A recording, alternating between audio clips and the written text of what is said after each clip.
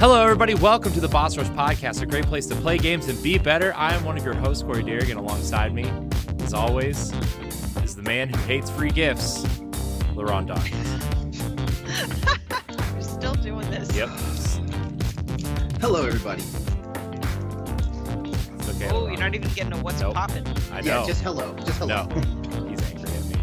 It's fine. I'm Also, gonna sit here and eat my chocolate. okay. Also joining us is the writer extraordinaire, Stephanie Klimov. Hey, I'm still awake. Yes. I'm awake too. My son is in the background fanning me. Hello, Some fresh air. child. Also joining us, special guest from the writing team, from the community, from the internet, Jack Brough. Hey, how is everybody? Hi, Jack. How are you? I'm doing good. Happy to be here.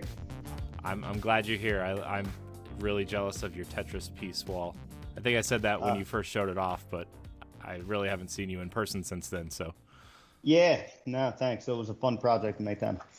it's cool. I'm quite jealous. Yeah, it's really cool. Thanks. Tetris is definitely one of my favorite games of all time, so Do not be shocked if the next time you see the wall behind me, it's like that. All right. I'll All right. shout you. I'll at least shout you out there. All right, cool. I look forward to seeing it.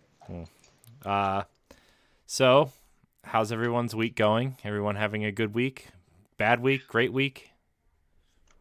Oh, it's a okay week so far. Like all my roommates are gone for the next 5 days. So if I didn't have work to worry about, I'd probably be all up to all sorts of no good. It's cool. My week is kind of like how you go to a neighbor's house and you use their bathroom. And they did not tell you that the bathroom is broken. And after you use the bathroom, it starts flooding. And you need to fix it while under the duress of not letting your guests know. That's how my week's going. Oh. Sounds like a fun week. Sounds exciting. Yeah. Well, I'm glad my week's going better than Stephanie's then. I know. Me too. I'm so happy. Man. You want to elaborate, Jack? Are you doing anything fun this week? I got back on the ice for the first time in about 3 months, so playing ice hockey. So my team got together, and that was a fresh reminder of how old I feel. Still feeling sore 2 days later, but no, it was good to meet up with some buddies and stuff like that. And hey, more than halfway done the work week, so just look forward to the weekend. Cool. Wow, Jack, that's a great idea for an upcoming topic. How old are we? And just talk about all these problems that we're experiencing at our age. Yeah, exactly. Oh, God. It's a good way to get rid of people. I was going to say, yeah, we'll probably lose subscribers, but Our demographic is older than you might think, actually. So If we go off of where we get all of our hits and views from, yes. yeah. So how about you, Corey? How is your new job started and all that funness? I love my new job. It's overwhelming. It's the last Monday was not super overwhelming, but yesterday and today, a lot of information and a lot of things being thrown at me. It's every new job really, but like, man, it is really hard not to kind of feel that imposter syndrome tapping you on the shoulder and be like, hey, I'm here. Don't forget. I'm like, go away. But everybody's been super nice, super welcoming, and just everything's just been super positive, really. So yeah, I love it. And, I will say some more things off air that are, but they've treated me well and they've bought lunch for me twice already. And like, we went out for like happy hour last night. It was It was cool. Damn. Yeah, it was like Damn. it's been a really cool experience so Damn, far. A legit work? Yeah, Corey. I don't think Corey's used to people being that nice to him at work. I'm not. That's the point I'm trying to make here. Given that this is Halloween week, are you afraid that you may go out one too many times and wake up in a bathtub full of ice missing a kidney? Oh gosh. I mean, I hope not. But, you know, worse things have happened, I guess. So maybe. Worse things have happened than that. Worse? Well, I mean, Man. yeah, there are worse things that can happen. Yeah. So, but yeah, it's nice. It's also nice to be home or wake up at a normal human being time, and you know, like I don't know, 6:45, 7 o'clock instead of 4:30, 4:45. I mean, come on, Yeah. guys, look at him right now. He is glowing. It's I almost am. like it's almost like he's gotten married. He's like I did that already. He's glowing. I did that once. It was fine. I did that once. He says it's like if the current one ends, he's never doing it again. I mean, that's probably true, but you know, not that this one's going to end anytime soon. You're right. Knock on all this fake Yeah. wood around here. But yeah, I my job's great. People are really great. I got to pimp my podcast to people. Oh, nice. Our podcast, not mine, ours. I forget. I'm talking to people that are on the podcast. No, our shows and stuff. I've, you know, gained some subscribers and some listeners, and the girl I which share an podcast office, show? the girl I share an office with plays Switch all the time, so that was cool to talk about. And the one guy is like a big Monster Hunter fan, LeRon, so that I tried to BS my way through that conversation, and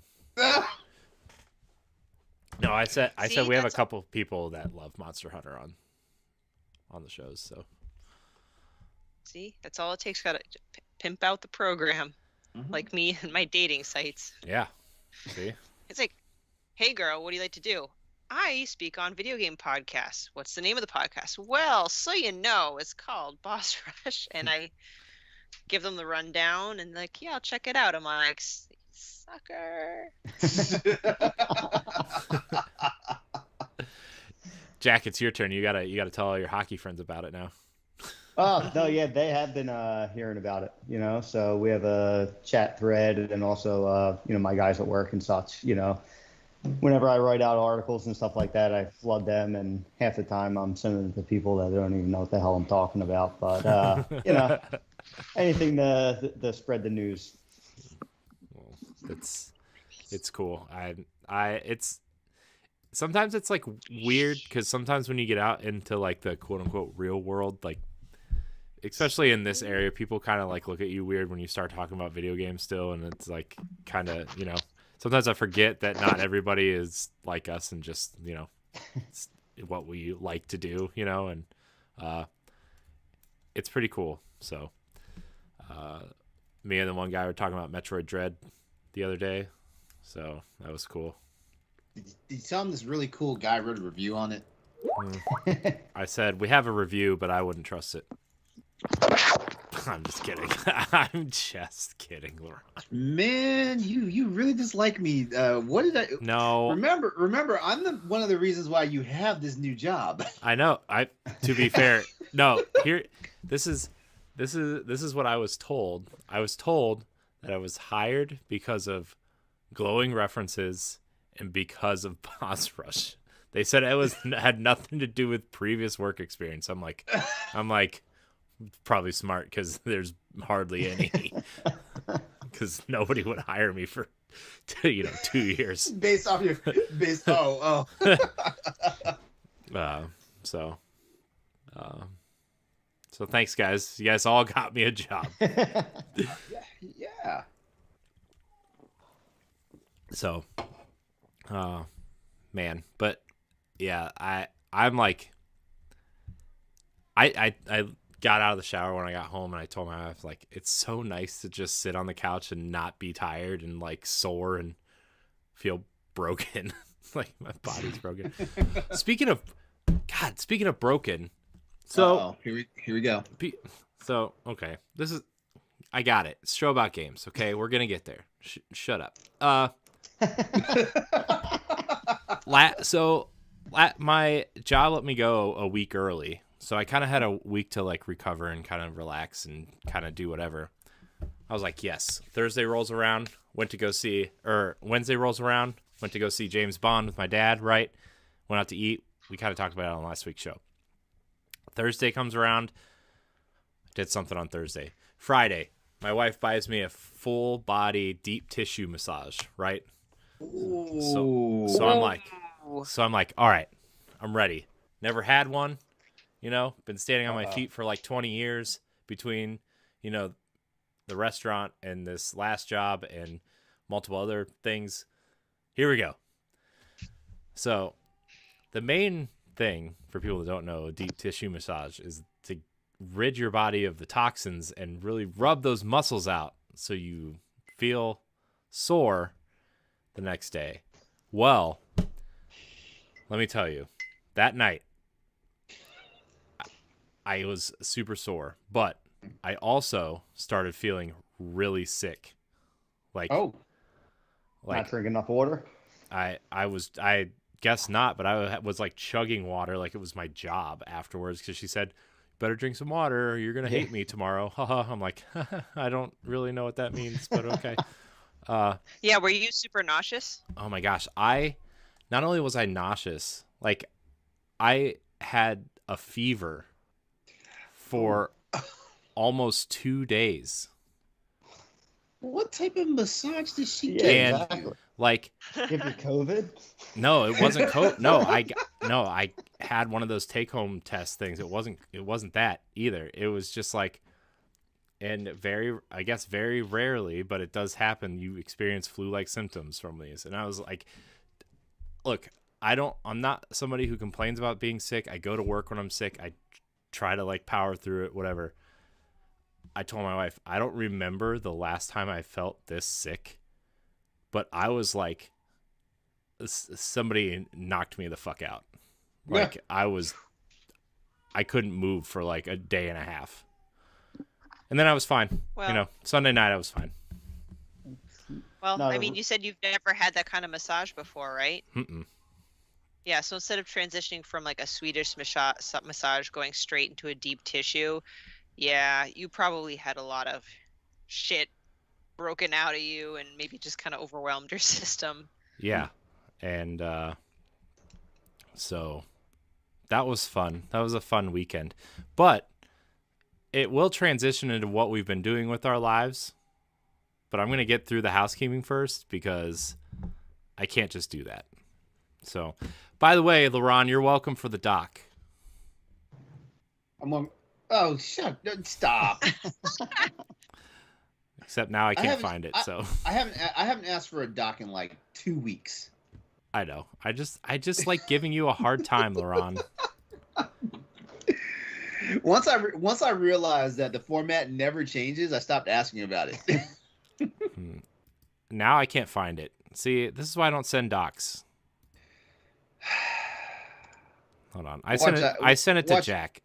Wait. Watch I find. Wow, it's literally 1, 2, 3, 4, 5, 6. It's literally 7 messages up in our chat. I know. I also titled it wrong, so that's why I couldn't find it. So there you go. Yeah, it is titled wrong. I just realized that. I fixed it. Don't worry. Nobody's ever going to see this doc except for you three, but I fixed it. This is going to bother me. Anyways, housekeeping. This is the Boss Rush Podcast, a flagship show of the Boss Rush Network, where each and every week we get together with our friends from around the internet to talk about everything we love about video games, what we played, watched, and more. You can catch the Boss Rush Podcast every Wednesday night live on twitch.tv/Boss Rush Network or on YouTube and podcast services every Monday morning.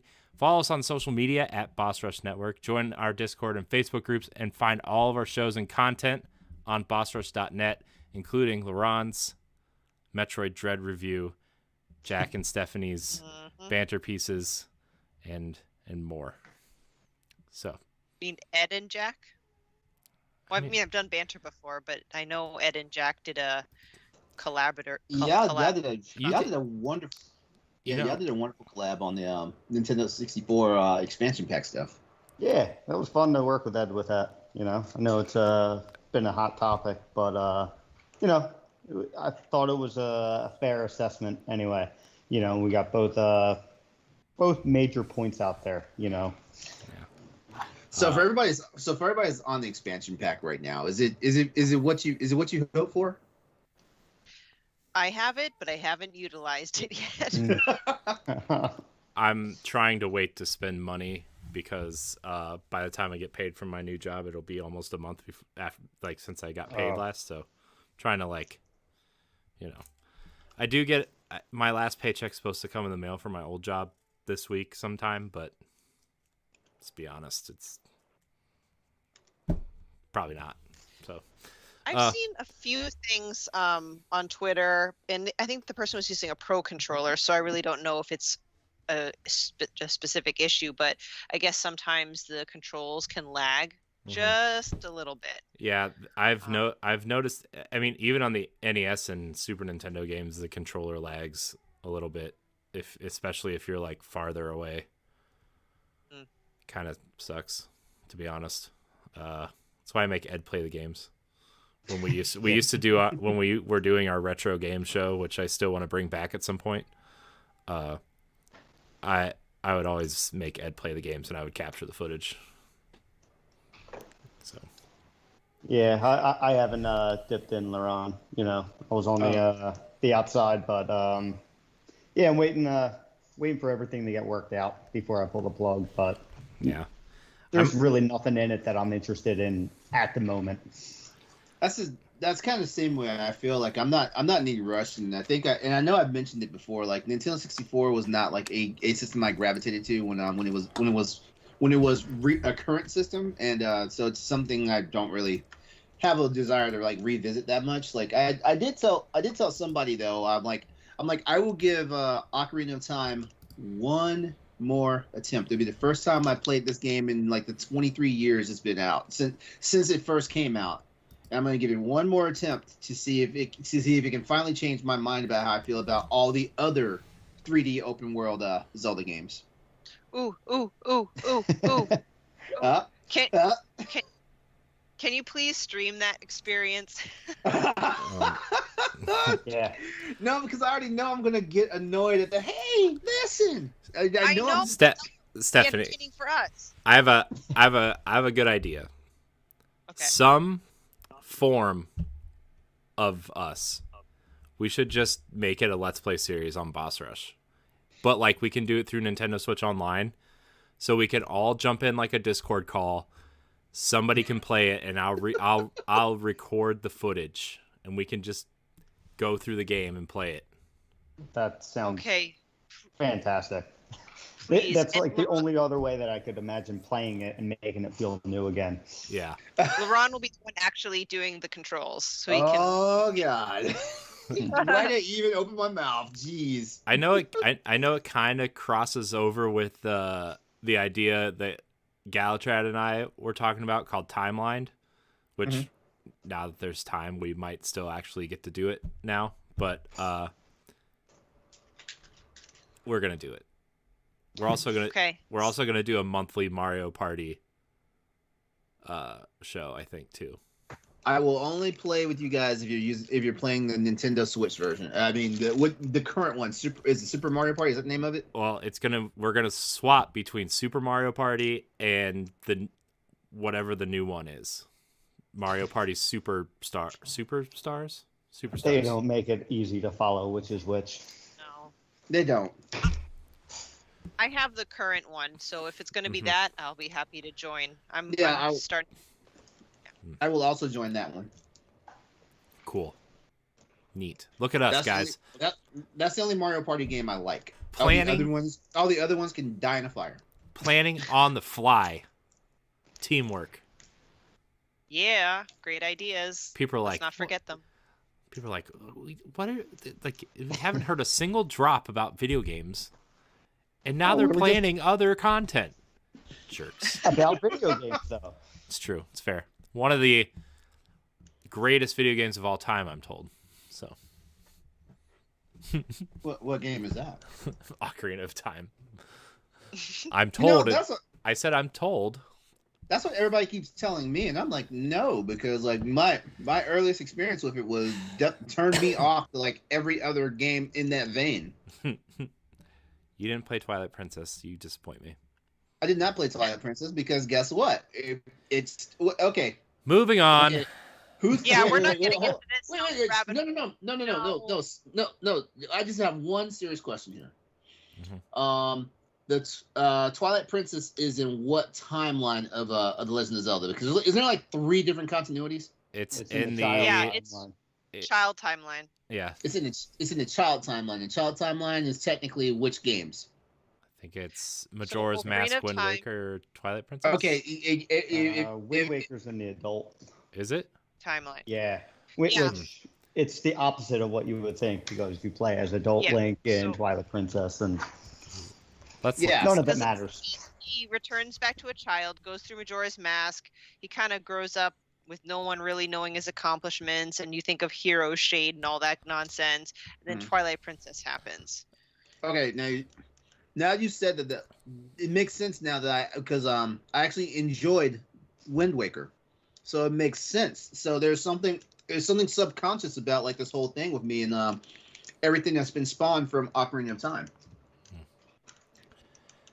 There you go. See, that wasn't so bad, was it? That wasn't painful. Man, So you say. this is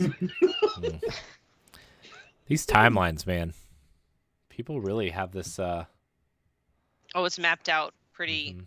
Hey man, like I will give the nerds that because just how like the Zelda nerds are like that. That's how I am with Star Trek. God, you're a real nerd. Anyways, it's time to talk about what we've been doing with our lives, playing, watching, doing. I'm gonna go first because my sickness led me to a show that I really like, and I don't care if people make fun of me for, because I really like it, and then I looked it up, and people actually really don't like this show. Mm-hmm. So, been watching DC's Titans on HBO Mm-hmm. Max. So, I'm on the last episode of season 1, which last night I stayed up because I thought episode 10 was the season finale. So I was like, okay, I'll stay up late to finish the season so I can start fresh the next day. And then I finished it, and it's like, episode 11. I'm like, no, you told me this was the season finale, but it's not. So I'm going to bed. So, yeah, so I've been watching that. I like it. This last episode really threw me off, like, because I liked it because it was like kind of grounded, but kind of not, you know. It wasn't like, you know, super fantastical or anything. And I don't know. I really like it. If you like shows like the CW DC shows, but like darker and grittier and bloodier, this might, you know, tickle your fancy. What characters are in it? Right now it's Dick Grayson. He's still Robin, but spoilers, he burns the Robin suit, and I guess he's transitioning into Nightwing now. So I guess that's what the first season is about, is him finding himself and after Batman. So Jason Todd is in a couple episodes as Robin too, so that's cool. Oh, that's not gonna end well. Well, I mean, they're on season 4, and Red Hood is one of the main characters now. So I mean, I'm assuming. Wait! Titans is made to season 4. I thought Titans was only in like season 3. Season 3 is over, and season 4 starts soon. Oh, okay. Okay. So, I mean, I only know that Red Hood's in it because he's on the thumbnail with all of them. So. Gotcha. Also Robin. So, you know, whoever that third Robin is, I always forget his name. Help me. Somebody help me. Help me. There's Dick Grayson, Jason Todd, Tim Drake. Thank you. Star? No, I'm not a DC nerd. No, I'm not. Starfire, right? Starfire? chick that shoots fire and has red hair and green eyes and wears a purple suit? Wait, is it? No, I don't think it's Starfire. DC Titans characters. Season 1. Beast Boy's in it, I know. And then let's see. I'm looking it up. They don't ever use the characters like. Yeah, it is. It is Starfire. It is Starfire. There's a whole storyline about Hawk and Dove, which is cool. And then there's a whole Doom Patrol crossover episode, which was really cool. So, yeah, that's what I've been watching. It's been fun. And then I've been playing. I thought I was going to play a lot more games last week because I was off, but I didn't hardly play any games, actually. I actually watched a bunch of movies and shows that I wanted to catch up on. I watched all of Kong Skull Island. I watched Godzilla, and I watched Godzilla versus Kong. So Man, I thought they were going to be good. You made an event out of it. I did not like any of them. Oh man, So Wow. that's disappointing. I know. But like I thought Kong Skull Island, I was like, okay, this is okay. This is like I get it. I know this is the first movie in a series. I was like, maybe they get better. I watched Godzilla, I'm like, not really into this, but I do want to watch Kong beat up Godzilla. And then I got there and it just wasn't fun. So I feel like I wasted like 7 hours of my time. But it's okay. I was off, so I had time to waste. Yeah, sure. I also finished Rampage. I don't know if I talked about that last week or not, but I finished Rampage. The movie? Yeah. That was way better than Kong versus Godzilla. Probably because... What? I actually enjoyed it. I actually enjoyed Rampage. Yeah.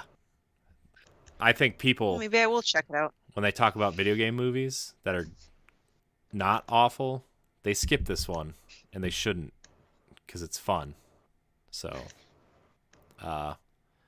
especially when like all the monsters start eating the bad guys and stuff, it's fun. It's really fun. Spoilers for Rampage: Nice. the animals Yeah. eat the people. Oh, no. How dare you? I know. So,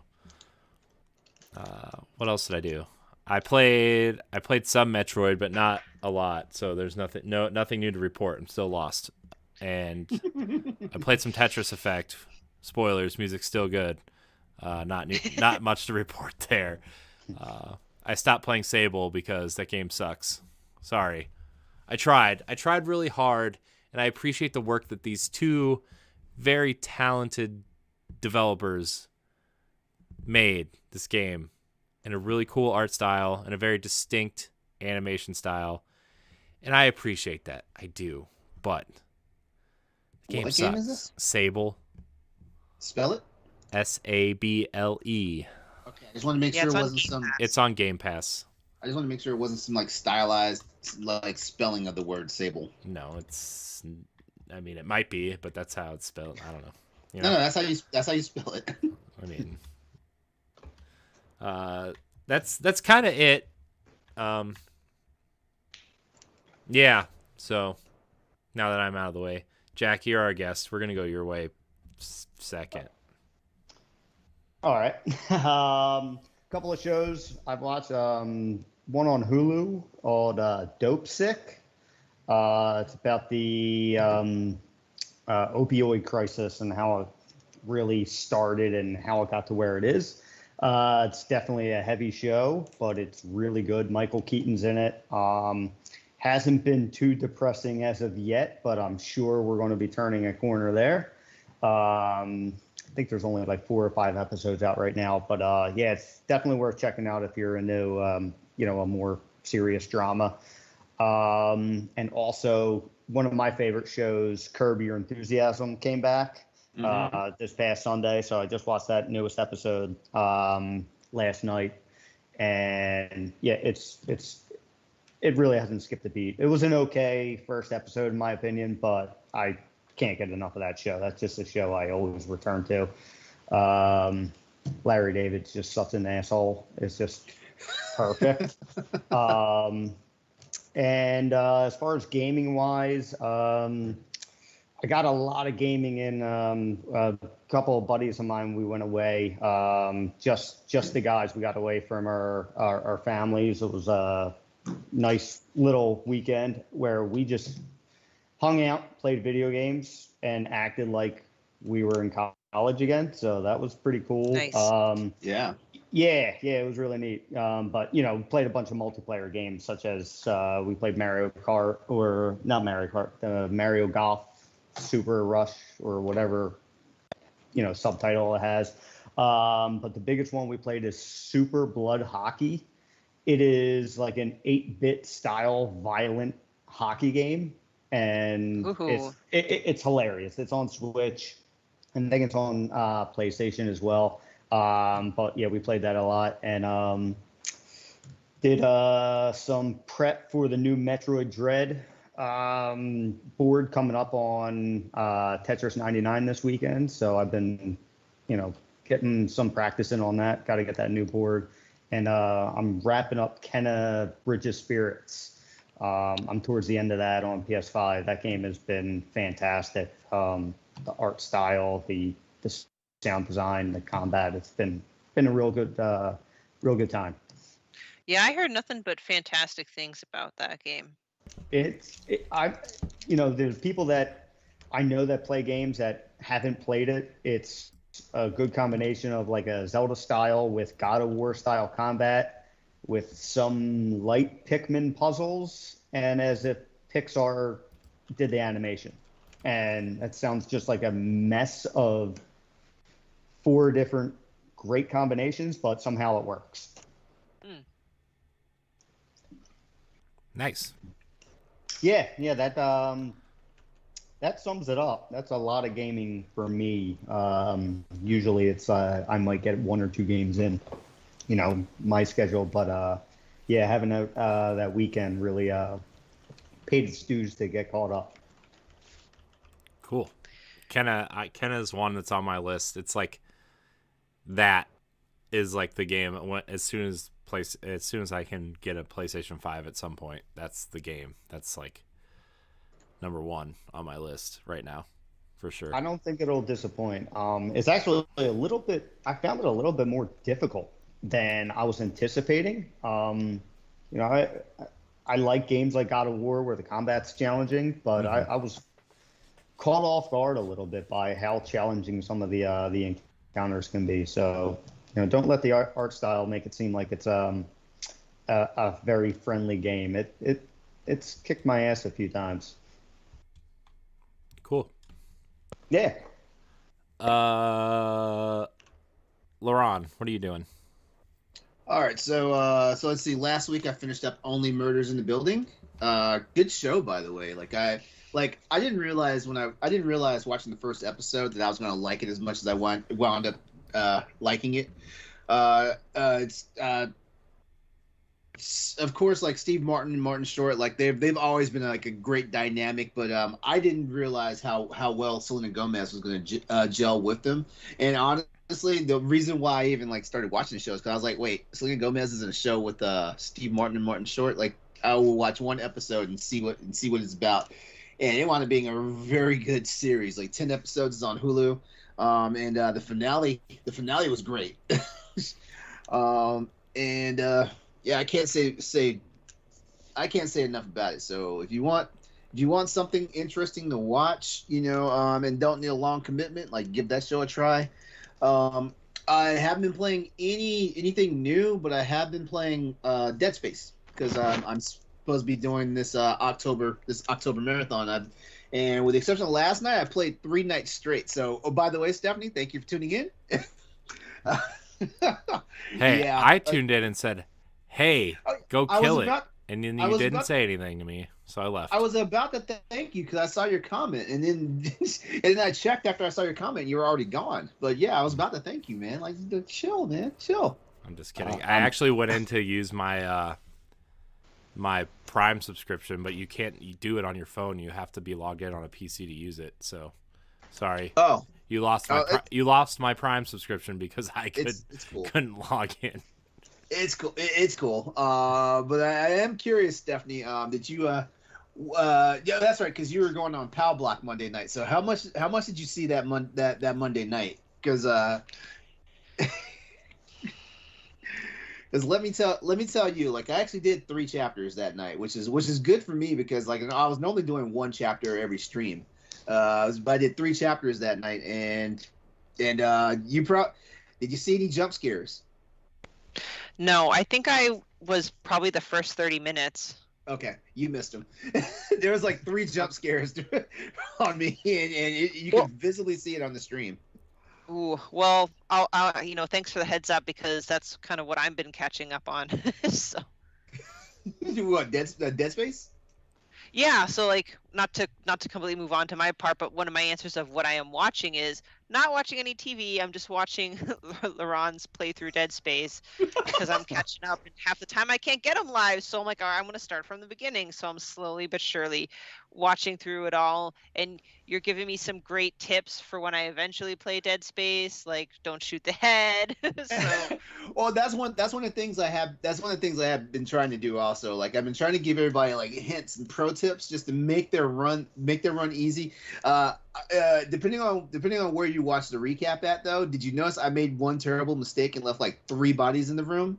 And when I went to flip a switch, and when I turned around, there was an infector there that turned all 3 of those bodies into necromorphs.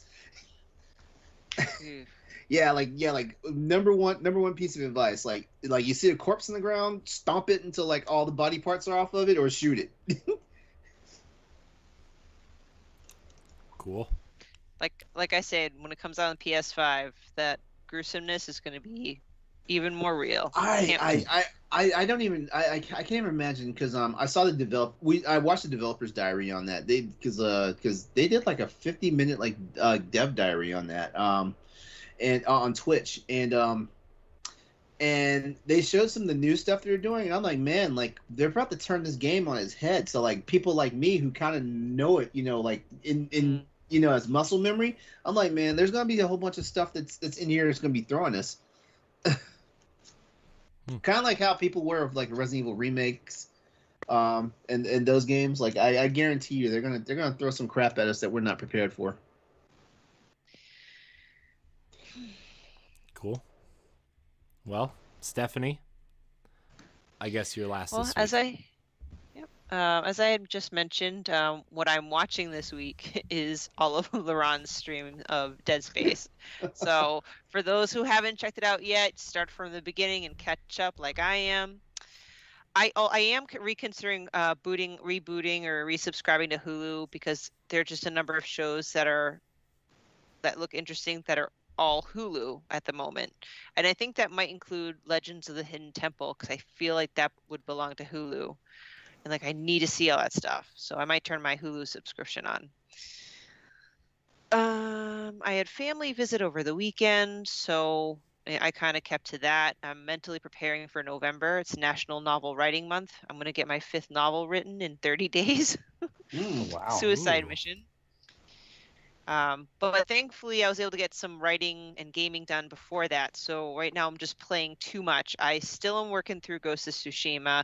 I still am working through Metroid Dread. I'm still working through Skyward Sword.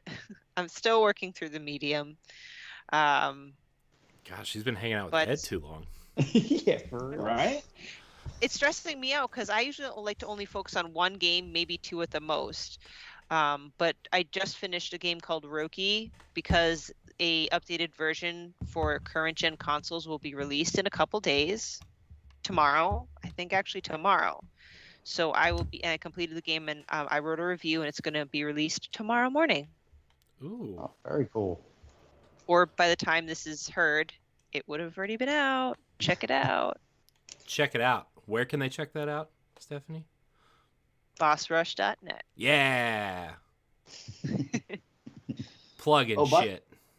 But by the way, speaking of plugs, because Stephanie mentioned it, I did throw the stream. I did throw the link to the first episode of the Dead Space stream in the Twitch chat. So like, if you guys want to, Nobody likes self-promotion. LeRon. It's not self-promotion. I'm promoting it because I'm watching it. I'm just Stephanie, the links in the chat. Plug it. Okay. Check out Exodus 803's live stream of Dead Space in the link provided below. Oh man, Thank you. I feel so good today. It's just not even funny. I know. Look at his smile. Yeah. It's like kind of, and makes me nervous actually. I can just do more now. That's the problem. I can finally do the things I want to do now. Speaking of things I want to do, I want to get to some topics here. Jack, you're our guest, so as tradition dictates, you will go first. All right. I have a couple of topics. I don't know if it's fine to throw them out and see which one we want to go about. You know, first time here, it's just kind of like one of those things where it's like, don't want to bring a stinker to the table here. So been mulling it over and want to bounce it off you guys if that works with you. Cool. All right. So one topic could be how to introducing hobbies to people that you influence. So I'm a father, so a bunch of different hobbies that I like, such as, you know, hockey and games and such like that. Some things have stuck, some haven't. You know, different approaches with that. Or talk about top 3 memorable gaming moments in your life. So they were the top 2 topics that I was kind of mulling over and wasn't sure which one would be best to discuss. Okay, guys, we want to take a vote on this? I kind of like how do you influence, or how do you get your, introduce your hobbies to people that you influence, like children, because my daughter is also becoming of that age where she's not playing, but she's watching and becoming sort of interested. Mm-hmm. So. Yeah, I like that. Okay. All right. Well, I'm outvoted, so there you go. I don't have kids, so I can only. You live live with children. You live with one though. Sort of, right? I mean, he's 19 months old. Like he hasn't gotten to that sit down. Well, if anything animated that I'm watching, he'll sit down and watch. But like video games, like I haven't had him sitting down and watching me play video games yet because I'm not sure if his parents are ready for him to get into that. Because you're killing necromorphs and monsters and. Well, I mean, I'm not playing the scary stuff around him, but I mean, I play other stuff. Well, no. One day he walked into my room when I was playing Monster Hunter Rise, and that was the funniest. That was the funniest thing because he saw it. He started pointing at the TV, and I was like, it's a dragon, and watch me kill it and stuff like that. And he just he was just like staring at it, and then he just like plopped down on the floor, and that's where he was at for like the rest of that quest. That's funny. That's really funny. Then he tried to steal my controller, and it was time for me to get him out the room. Of course. Oh, because even though he's young enough to not really recognize what's going on, he's old enough to know that if the controller I give him is not the controller that's in my hand, it's not playing the game. He knows that much. Ooh, he learned early. Kid. I didn't learn that until I was like 5 because I was dumb. Oh. So Well, that's always the best maybe. trick. I'm the kid that played the Maybe I arcade could- machines before, I never spent a single quarter on Ninja Turtles until I was like 6. Watching the same loop over and over. I did. It was cool. And there was flashing letters on the screen, and I was too dumb to read them. So, thought I was telling you I was doing a good job. That's all that matters, Corey. And look where you're at now. I know. Still fucking around with these stupid video games. So. Yeah. Well, maybe I could start and show LeRon it's not just kid related, though part of it is kid related. So whatever. Couple things. Influence on me. So I sound like I wasn't into video games, but perhaps due to my strict upbringing, that video games are bad. I never got exposure to it until I had an older cousin move in, and he would play lots of like NES, SNES, and Nintendo 64 games, and I would watch him. I would like sneak out of my room when my parents weren't around to watch him play. And he wasn't playing like anything horrible. He'd be playing Legend of Zelda. So I'd watch him play, and I would get so engrossed into it, and that kind of was the hook to influence me to appreciate and enjoy games. I would say I pass it down to my son, but in a manner of like, I enjoy Zelda.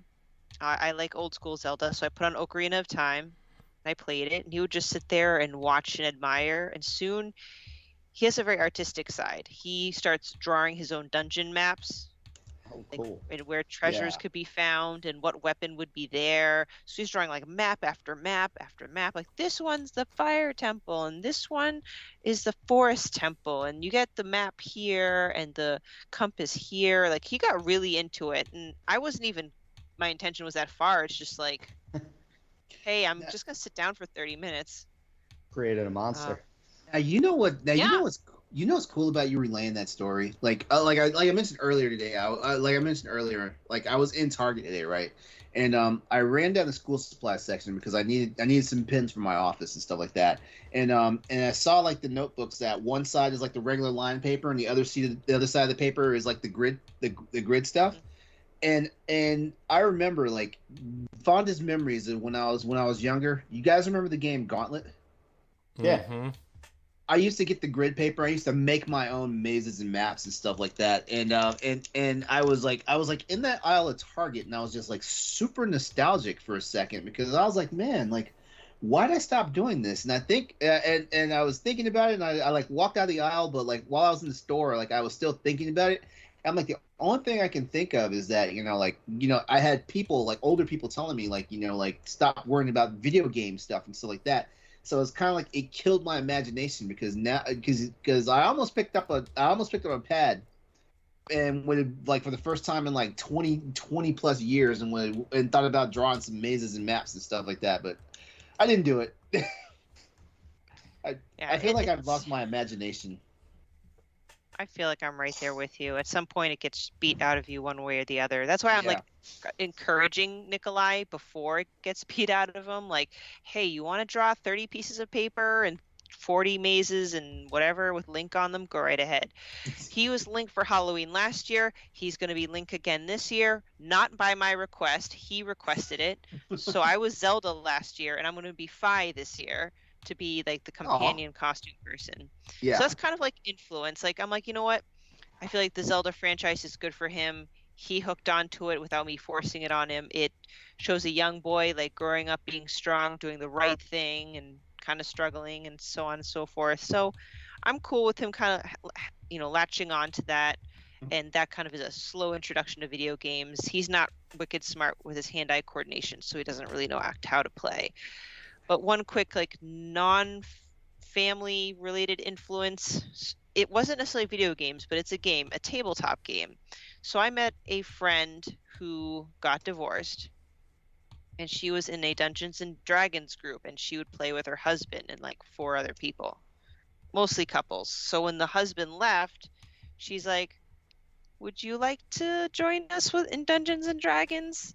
And I was very hesitant, and I did not know what to say because in my head I'm like, if I say yes, will I lose every single cool card I have left? I mean, I only have like 2 cool cards left. But It's more than I got. I said to myself, I was like, and ultimately, like, you know what? What do I have to lose?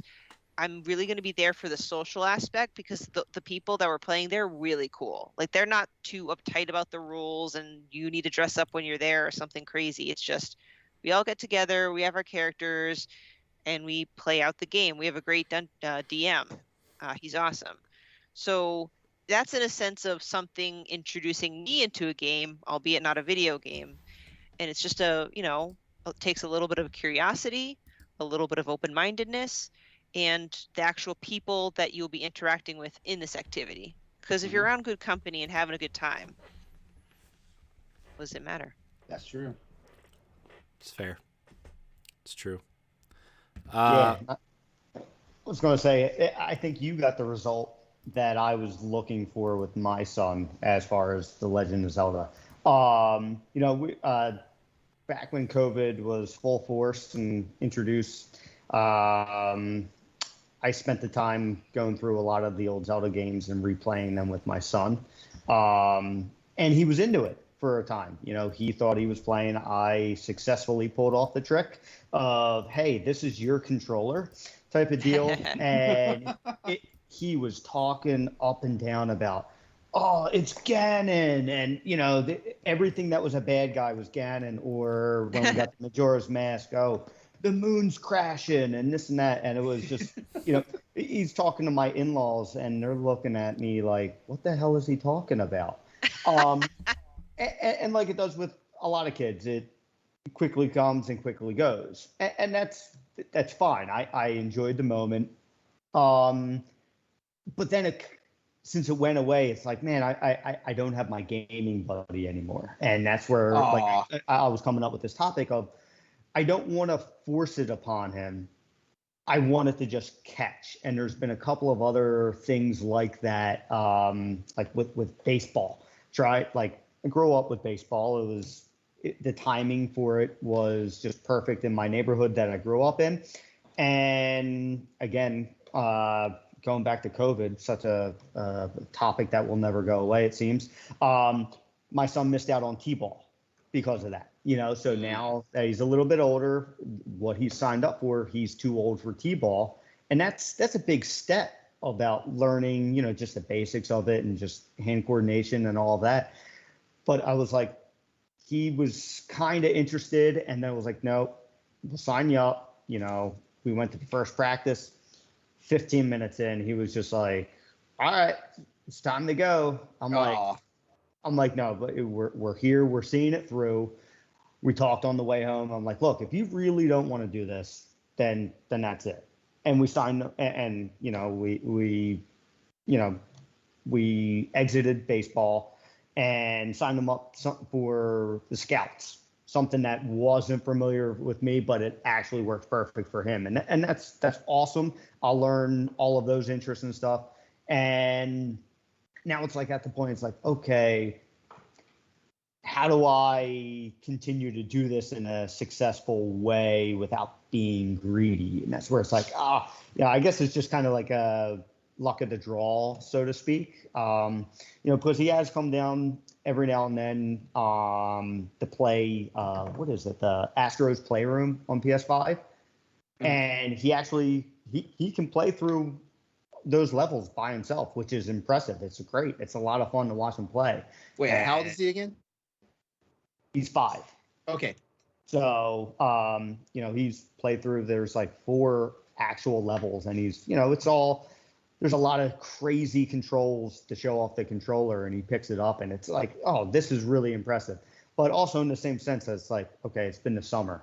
I'm glad you're out running around the neighborhood. You know, maybe come winter, it'll spark his interest again. And that's where it'll come about. You know, like Christmas is coming up. Tried to put the bug in his ear, being like, "Hey, do you want to get a Switch for Christmas?" And he just, no. I was like, Wow. okay. I was like, okay, that's fine. And then he goes, all right, fine. I'm like, what kind of request is that? Like, no. If you don't want it, that's fine. That's absolutely fine.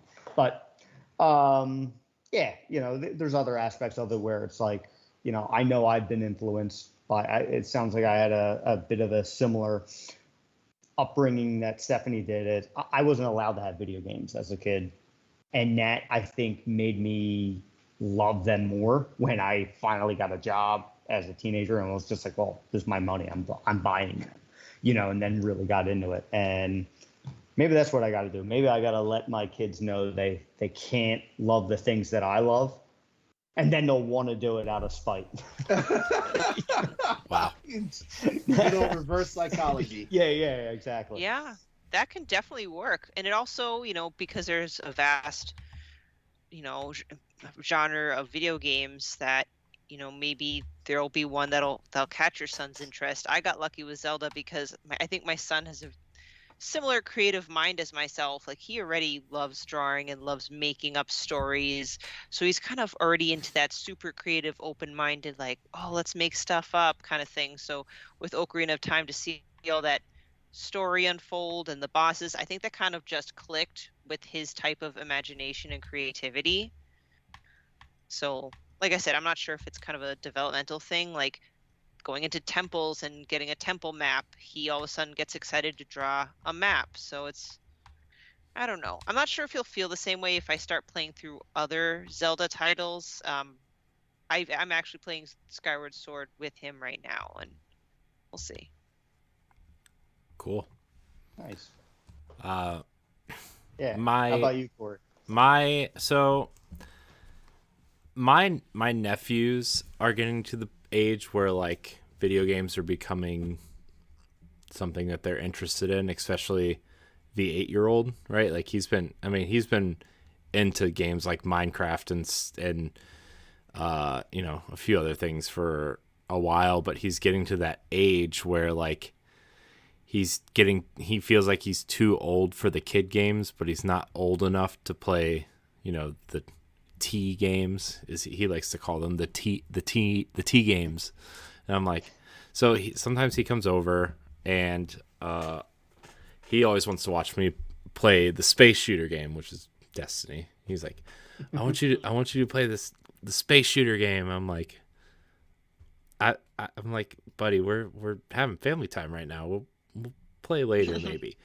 But like one game that he's really into that like I kind of convinced him that it was kind of like a game for kids that are his age, right? Like it's Splatoon. And he's obsessed with Splatoon. Splatoon 2 is all he can talk about.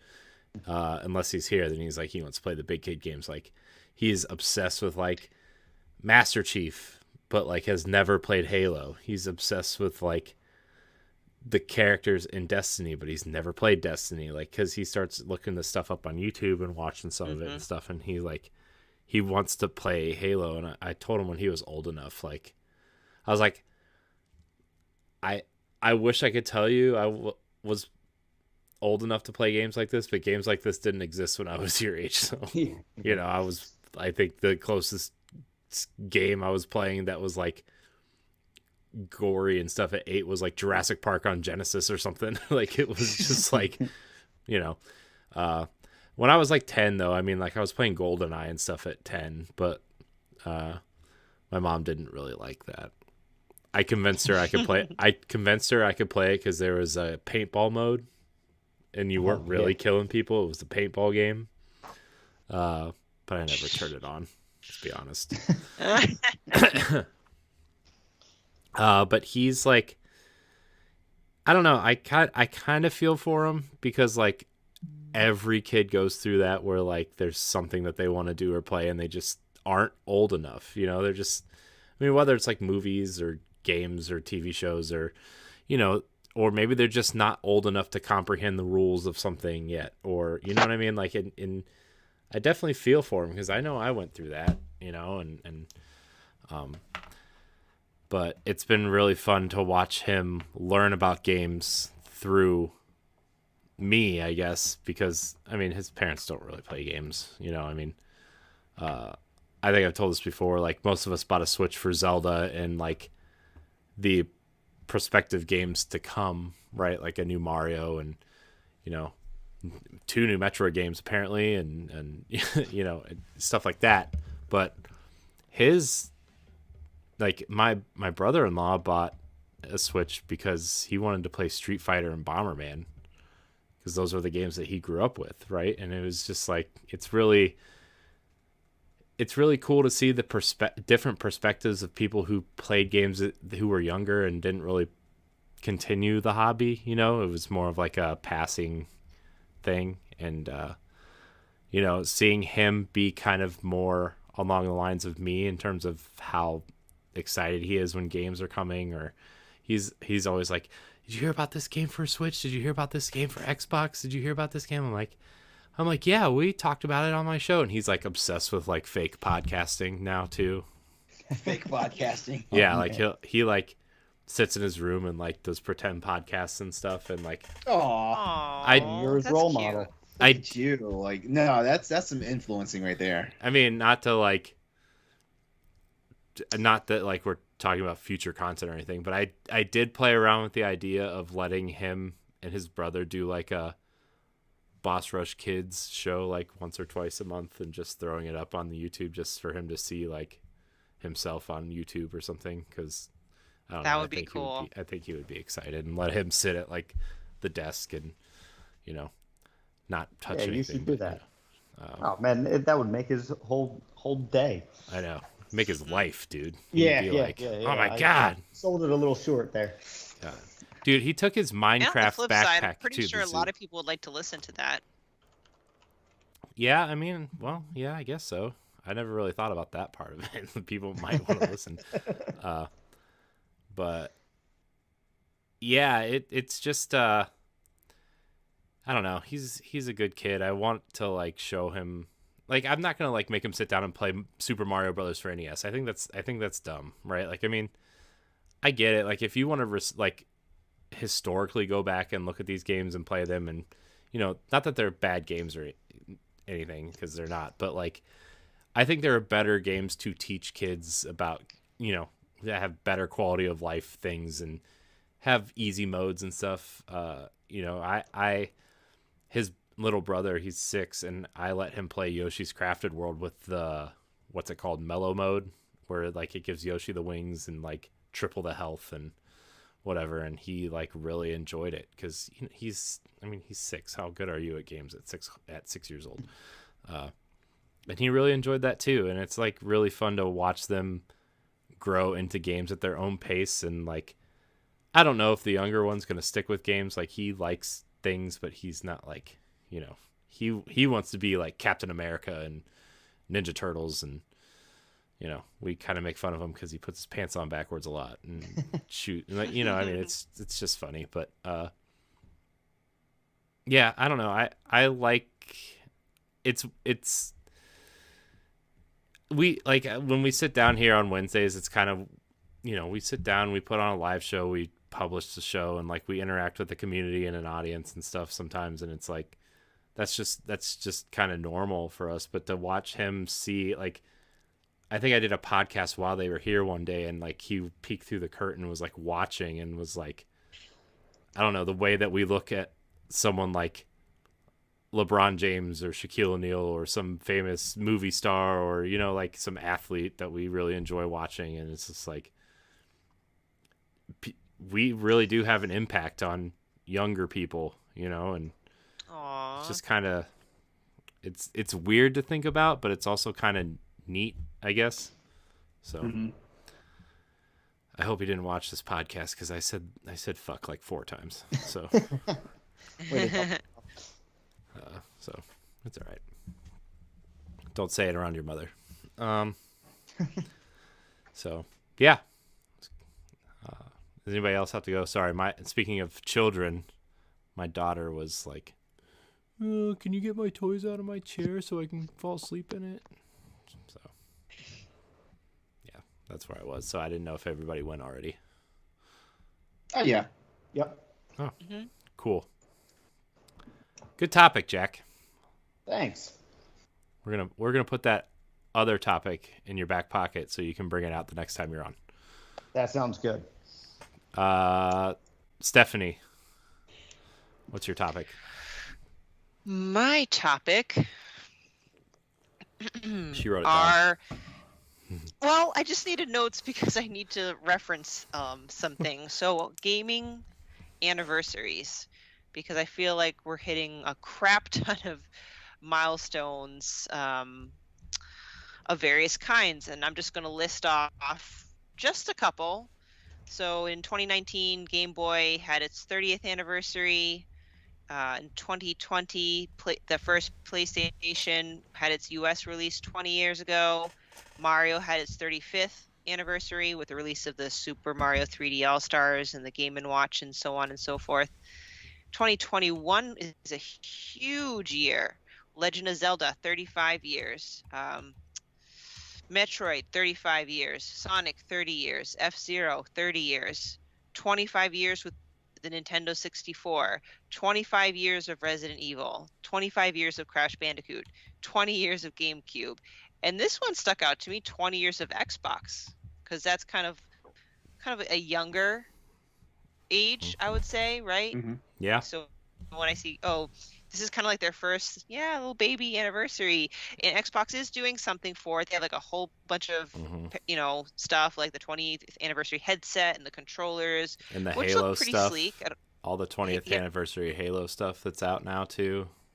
Man, it's Mm-hmm. like a huge thing. Xbox is really making this a big deal. Unlike Nintendo, who just was like, Yeah. oh, Well, maybe you could elaborate more on the Xbox one. I just know it was big, so mhm. just kind of listing some top ones there. A couple of my questions I have are, what's the significance of having these anniversaries? Like, do the publishers really owe us that? And what have been your most favorite anniversary celebrations, and what has been some of your biggest letdowns? It's I gotta put some thought into this. Well, All right.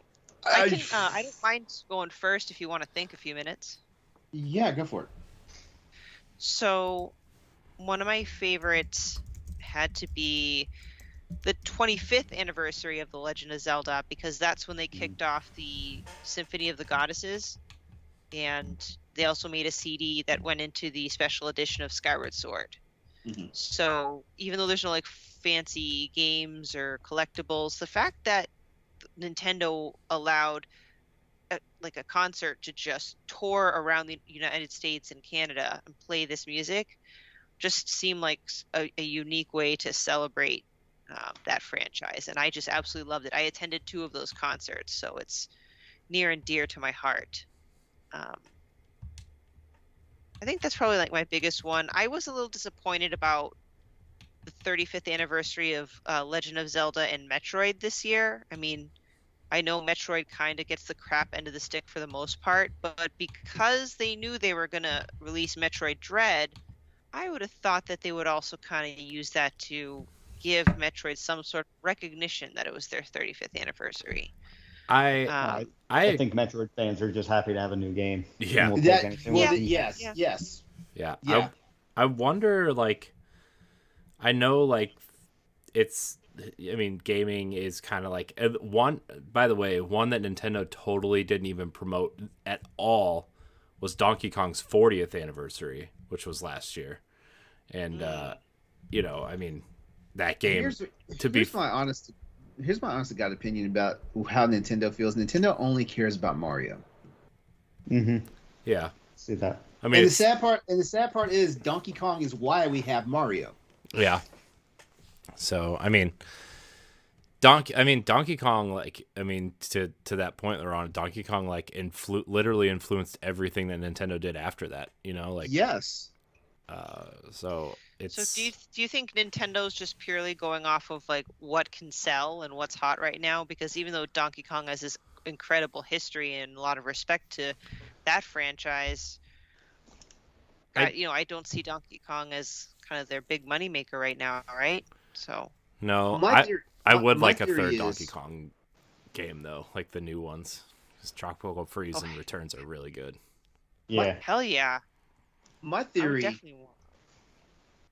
for why Nintendo focuses on Mario so much is because, like, when the NES released and Super Mario Brothers was the first game that everybody got, like, worldwide, it basically launched, like generations of gamers right there. So Nintendo's biggest thing of brand recognition is Super Mario, even though like I said, like, a lot of people who know the Mario character usually got their first introduction. A lot older people got their first introduction to Mario through Donkey Kong. Like, I was actually shocked when Mario Odyssey came out and one the ladies in the game, that was Pauline. I was like, wait, Pauline from Donkey Kong? Where's she been like this whole time? Just stuff like that. So being a boss ass bitch. I guess because, like, Mario Odyssey is not. I'm not liking what I've played of it so far. I played like half of World 1. Yeah, and then the Zelda 35 years. We just got the Game & Watch. We'll see when I get that in the mail. But and it kind of makes me wonder how much attention they'll put into 2022. I don't really have many notes left. Kirby's gonna have its 30th anniversary. I don't know if that Kirby game is a response to that or just it's coincidental that it's coming out the year of their 30th anniversary. And Nintendo's going to also, celebrate the crap out of Kirby because nobody cares. That's going to happen. I guarantee it. Kirby's going to have the biggest anniversary any Nintendo game's ever had outside of Mario. Not going to get one for Zelda. Obviously not Metroid. Obviously not Donkey Kong. But Kirby, they're going to get one. because he's cute and fluffy and sellable. Probably. Exactly. Ugh. They're going to make a giant Kirby pillow, like a life-size Kirby pillow. A beanbag, probably, too. You know, that you can just sit in and, you know, cry over your other anniversaries because nobody... And Switch will have its 5th anniversary, right? March of 2017. Hey, So yeah, March. they're celebrating right now by giving everybody Bluetooth. Oh God. If the OLED had not come out, I would have thought, damn, if that Switch Pro, the mythical Switch Pro ever would come out, I would have thought, oh, anniversary, that'd be perfect. I don't think anything's going to happen. Nothing. I don't think anything is going to happen. But I just figured I'd note it. I kind of look at the anniversary celebrations as just kind of too much. Like 35th anniversary, that doesn't really signify anything to me, just because it's every 5 years. You know, I would take more clout in something like a 40th anniversary for Donkey Kong compared to a 35th. I mean, I want more content. I would love to have a different collection for one of these types of games, like, you know, with Metroid, to have the Prime trilogy or something along, or even just the 2D games available on Switch, all of them, not just Super Metroid and the original. I kind of feel like I have fatigue over everything being celebrated over every 5 years. It's just regurgitating the same thing. You know, especially to that point, Jack, like when games take 4 or 5 years to have sequels now, like exactly. Like you're going to have an anniversary every time a game comes out, like that, you know. I mean, no offense to Zelda, but like, I mean, those games take forever to come out. You're just going to have an anniversary every time it releases. Like, I don't know. Like Metroid, I would have got, because like obviously it's been so long, right? What, 2011 was Other M, and that was the last one besides Federation Force, which I will still defend. I liked that game. But that's a very good point, because I'm constantly seeing like anniversaries and collector's editions being made or something like that. I'm trying to recall if Grand Theft Auto had some sort of anniversary. They do. It's coming out. Made. It's coming out soon. I remember there was a big deal over their 15-year anniversary. I remember there being a big deal about that. But I don't remember like it being like super huge and stuff like that. But yeah, like definitely I do see a lot of games that come out like on coincidental days, like, you know, when it's like the anniversary or like the next like plateau for that game or whatnot and things like that. And I don't know, maybe I'm just jaded sometimes, but you know, like I don't know, I feel like some games don't need like all the pomp and circumstance, and there's other games that do deserve it. Like I'm also in that camp that was disappointed with how Zelda and Metroid were treated this year. You know, especially when last year they pulled out every fucking stop from Mario. Like you had the Mario 3D All Stars game, you had the Mario Mario Kart, like the real life Mario Kart thing happened. And there was a whole bunch of other stuff like the Mario, what was it, Mario 99 or whatever? Mario 35. Mario 35, yeah. All that stuff was going on, and then, you know, it was like, and you know, like they snuck in a Metroid Dread, you know, trailer during E3 that no one knew about, you know, that nobody was ready for, like, because everybody was watching E3 to see what was going to go on with Zelda, because like that was all that was being pushed was Zelda, you know, Zelda news and all this stuff. And then, you know, like, I don't know, like I fall in the camp that's like, why Skyward Sword, you know? But apparently Skyward Sword is a very good game. But you know, it's now I'm trying to think of an anniversary that I got really I think I got really hyped for Resident Evil's anniversary. But I can't remember which anniversary it was because like Capcom does a good job of celebrating a lot of their anniversaries and stuff. Like Street Fighter had a big one. A few I years think back. Resident Evil celebrated their 25th anniversary the year that they Yeah. released Village. Yes. Yeah, it was this year. Yeah. Monster Hunter hasn't had anything big, but I have a funny feeling because Monster Hunter is let me see. Monster Hunter is already 50. Is it 15 years old now? Let's see, 2000, 2004. Actually, it's a little bit longer than that now. Yeah. But Monster Hunter, yeah, Monster Hunter is 17 right now. So I'm kind of curious what Capcom, because this is the franchise that, you know, like it struggled for a long time. Like, well, it struggled worldwide when it was thriving in Japan. So I'm kind of curious what happens when the 20th anniversary of Monster Hunter happens. I wonder what Capcom's going to do. Yeah. And now we're even getting anniversaries for a single game, like Skyrim is celebrating its 10th year. It's not even about the Elder Scrolls series. I mean, Yeah. Skyrim's a fantastic game, but you know, it's following suit with GTA 5, having it on 3 console generations. It's just, you know, celebrate the series makes sense, but celebrating one game kind of seems a little silly.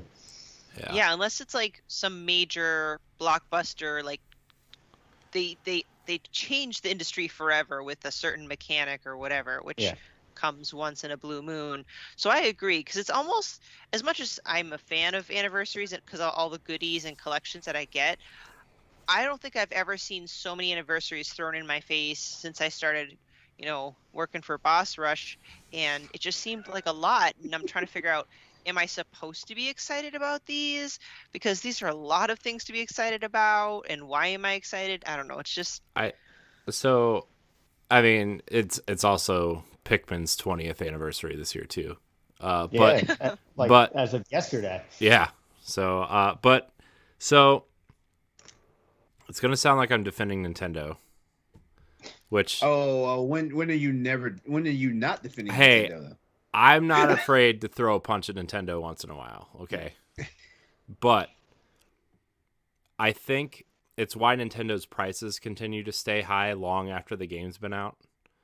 I think the Nintendo holds their games at a higher standard than most companies, where most companies are looking to make money, right? And anniversaries are a great way to make money. And it's not that Nintendo's not looking to make money, right? Like, they've made hand over fist money with the Switch in games selling. Like, Zelda's still $60, right? Like, they charge $10 more for Tropical Freeze on Switch than they did on Wii U, right? Like, it's just like Nintendo's not afraid to do that. And I feel like they think their titles are like prestige titles, which some of them, yeah, some of them definitely not. But like, I think you guys know what I'm saying about Nintendo. But I feel like anniversaries are a good way for companies to make money off of reselling products or a new product or bundling products together. And I think Nintendo might see that as a way to cheapen the brand. If you're, you know, selling these things as a bundle, or LeRon's choking on something. No, I'm not joking. No, I'm not joking. I was like putting a finger up because I wanted to ask you a question as soon as you finished your statement. Oh, I was just gonna say, like, I feel like maybe Nintendo thinks, you know, like a 35th anniversary isn't a big deal, like Jack said earlier, right? Like, I agree with you, Jack. 35 years, like, it's a big deal that franchise still exists 35 years later, but what are they going to do for, like, the 50th anniversary of The Legend of Zelda, right? Like, what does that look like to them? Maybe we'll finally get Ocarina of Time. They made Mario's 35th really insane. Mm-hmm. Yeah. Exactly. I think they set the precedent. They said, yeah, exactly. Did they though? Did they? They did. They had enough crap for us to spend our money on. First of all, they put out a game that was a collection. To be fair, only on the market for 1 year. I had a theory about the 3D All-Star collection. Oh yeah, we had that same theory too. And look what we got. We got Mario 64 on the expansion pack. Yeah, I mean, my theory was that was a product that they were testing emulation on N64, GameCube, and Wii games on the Switch, And this Mario collection was a way to sell that, prototype, right? Nintendo likes to sell their prototypes as games, right? Pikmin, obviously one of the most famous ones, I think. Star Fox, Guard, Labo, like Project Giant Robot ended up going into that Labo kit, right? Like Nintendo's famous for selling you their prototypes as different games. This was one of those prototypes packaged together. We're testing our emulation model on Switch for these games that are hard to emulate. Well, to them, hard to emulate. Here you go. And maybe we'll put these out on the service a year later, 2 years later. I'm sure GameCube games are coming now at this point. I sure as hell hope you're right, because that would get me to get the Switch expansion pack. You know what bothers me? What bothers me though is like Nintendo bothers you. No. That's not. No. I was not even going to go there. What bothers me is like if they're experimenting with emulation and stuff like that. There's emulators out there that they can.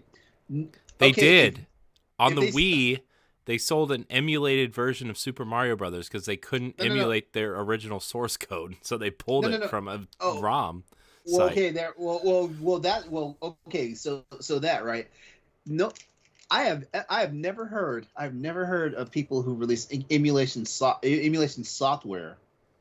I've never heard anybody trying to take a company to court because they've used their emulators to re-release a game. I've never heard of this. Maybe it's because it's in that gray area of what's copyright and what's legal and legit and stuff like that. But at the same time, people have done the work out there and stuff like that. A lot of people are saying that there's a few things problematic about N64 games on the on the Switch right now. Mm-hmm. I have the Daedalus 64 emulator on my PlayStation Vita, and I've been playing like some of these N64 games before the expansion pack came out, and this thing runs phenomenally well. So, with all the money and talent Nintendo has, you're telling me they can't find somebody out there in their company, their R&D to tweak this emulator? They can't tweak the Dolphin emulator because the Dolphin emulator runs damn near every Nintendo system. Mm-hmm. Plus the CMU emulator that does Wii U and Switch apparently really well. Oh yeah. Yeah. But I mean, I'm not dumping on Nintendo per se. It's just that basically the whole focus is the 35th anniversary is happening. Of these major franchises, and last year when Mario happened, we damn near got a ticker tape parade for Super Mario, and Zelda, and Nintendo was also built on the backs of Legend of Zelda and Metroid, and where the hell was their celebrations? True. We did, Metroid fans. We did get a game. I appreciate it. And as a matter of fact, I'm about to buy my copy of the collector's edition. Thank you, Jack. Sure thing. Yeah. But overall though, when you set precedent and stuff like that, you gotta think about Nintendo. Okay, I feels like I say this at least once a month now on these podcast shows. Nintendo is the #1 video game company in the world. And they set high expectations and get us fans whipped up into a frenzy because it's man, you guys are being so benevolent to us and stuff like that. And then the next thing comes around, it's oh, why'd you do that? Nintendo's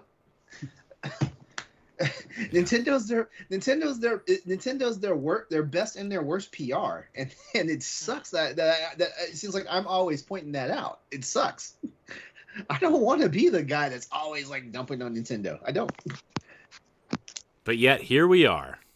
Well, you bring the Nintendo topics. It's you know what? I didn't bring this topic, first of all, and it's not a Nintendo topic. I know it's not a Nintendo topic, but it wound up becoming a Nintendo topic, and not because of me. No, you're right. Speaking of anniversaries, I don't really know what my favorite one is, but I know one coming up I'm very excited for. Halo? Yeah, but it's kind of like Halo and Destiny. Bungie is throwing their 30th anniversary party in side of a Destiny event, and it's like a Oh, it's like a cool. 6-week long event. You have to pay for it. It's not like it's wow. free. How much? How much? It's $20. That's it. Yeah. It's not bad. Do You it, get- man. Well, I know you're gonna do it. I already did. Yeah. I did it like 3 months ago when it was announced. But yeah, they're doing an event inside the game where they're doing a whole bunch of fun Bungie themed ornaments for your armor. They're giving you a dungeon which brings back one of the old weapons. They're doing Bungie like themed armor sets like from Marathon. Some of the armor ornaments like one of the Titan shoulder. One of the what was Marathon was like the original Halo, right? Yeah, it was before Halo. Yeah, it was. Okay. It was like Bungie's first kind of real hit game. It was kind of like Doom, but in space. Okay. Well, I guess Doom was in space too, but and like one of the I play as a Titan, and like one of the shoulder pads for the Titan is like that looks like somebody cut off the top of a needler, and like you can wear them as your shoulder pads. So that's really cool. And then there's also a bunch of Halo themed stuff rumored that hasn't been announced yet, because I think they're trying to wrap it up in the Halo 20th anniversary event as well, and they're trying to cross promote. But one of the weapons that's rumored is the Halo 1 Magnum, the 3-shot pistol, and it's rumored to be one of the new exotic weapons. So it's cool. I'm excited for that event. There's a lot more going on, but you have to like really be nerdy about Destiny, and I don't want to get on it here because I do a whole podcast about it, so you can go listen to that. But yeah, it's I'm excited for that. I'm excited for the Halo Infinite drop plus the 20th anniversary stuff that they're kind of doing for that. So I don't know. I'm kind of excited to see Xbox kind of do their first anniversary style event thing, because like, yeah, Halo's 20 years old, but the entire brand is only 20 years old, and it's like wild to think about when Microsoft, like Bill Gates came out with The Rock and showed this big black ugly box and this giant spaceship controller, right? Like it's stupid how ugly that controller is, and I can't believe played Halo with that stupid controller. And they're re-releasing that? Did I see? Yeah, they re-released it a couple years ago as like a limited thing, but it was so popular that they've been re-releasing it in different colors, and now they're releasing an Xbox 20th anniversary versions of the Xbox controller, a white one and a black one, and they're releasing a 20th anniversary Halo one that's purple. So that controller is ugly though. It's so Awful. ugly. I hate that controller so much. It's so uncomfortable too. Yeah. I'm curious. What do you think? So what do you think about the Halo Anniversary Edition Series X? Though, what do you think about that? I think it's cool, and if I didn't have a Series X, I probably would have got that one. Mm-hmm. I tried to secure one of that, but of course, in this economy, of course that wasn't happening. Yeah. But I think it's a really good looking console. I love the color scheme. I love how instead of the green ring inside, it's blue, and it's got like, the stars and like kind of Spartan armor kind of assets on it. It's really cool. I like it a lot. Mm-hmm. So I guess that's the anniversary I'm excited about. So Nice. Anyone else looking forward to anything? I know that Kingdom Hearts, as much as I have a love-hate relationship with them, they're supposed to be celebrating their 20th anniversary in 2022, and they're like, stay tuned for shenanigans or whatever. I bet there'll be some really cool spinoff for a phone.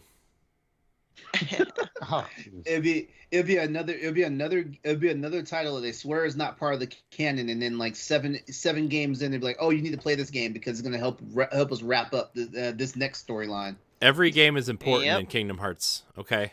Yeah, well, yeah. Even when they say it's not important.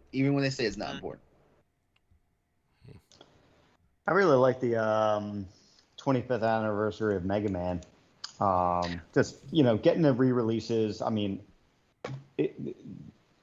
there's nothing spectacular. I mean, Mega Man's fantastic, but it's not like they did anything with the collections that were above and beyond anything. I mean, adding artwork and things like that is really neat. But it also came with Mega Man 11 coming out, and I have a new game by Capcom that made some advances in the series. Was nice because they made advances with 7 and 8, and then they went backwards with 9 and 10. So that was neat to get it. I mean, whether or not you like those changes, it was still neat to see Mega Man 11, actually come about. I'm kind of upset there hasn't been a 12, or really anything else in the series coming about. But that was one that I thought was neat. They had some little doodads and all that kind of crap that's probably up on my wall or something like that. I mean, it's only been about 3 years since 11 came out, though. And I mean, like if we look at the scope of Mega Man 11, it's one of my favorite games, by the way. Mega Man 11. It's neat. I put it up there as because like my favorites from the OGs are the R2 and 3, and then I did not. I did not like 7. 8 was a nice try. 9 and 10 though, when they revamped those, like I like them both, but I like 10 more than I like 9. Yeah, 10 is better. Yeah, and 11 came out, and I was like, whoa! I was not ready for this. It was like it was almost like they took what they learned from Mega Man 7 and 8, and made it good. Yes, yeah. So I mean, I'm giving them some time to cool their. I'm giving them time to let them cool their heels on this. I'm not foaming at the mouth ready for a new Mega Man release, but Mega Man 12 better bring the damn hammer. That's all I got to say. Yeah. Cool. Nice. Are we moving on? Is everybody done with this topic? Yeah. That was a good topic. That was a good topic. Yeah. Yeah. Great I like topic. Man, good topics tonight. I love it. It's up to one of you guys to keep it rolling then. No pressure. No pressure, Yeah. LeRon. It's your turn. All right. Well, it's Halloween week, so we're gonna talk about some scary shit. All right. So I'm out. Too scared. So here's you know what, we talked about enough video games, so like let's talk about our favorite scary like movie or I don't know, TV doesn't really do it justice all the time, but our favorite scary movie or scary TV like show or series. Ooh. Wow, you really picked a great topic for me, LeRon. Are you not into horror? No. Horror or gore? No. Really? Me neither, I did not. Yeah. I did not know this. I did not know. I'm sorry, I'm a bad guest for this one too. Oh crap! I guess then we have to go to games. So I didn't want to do that. I didn't want to do games specifically because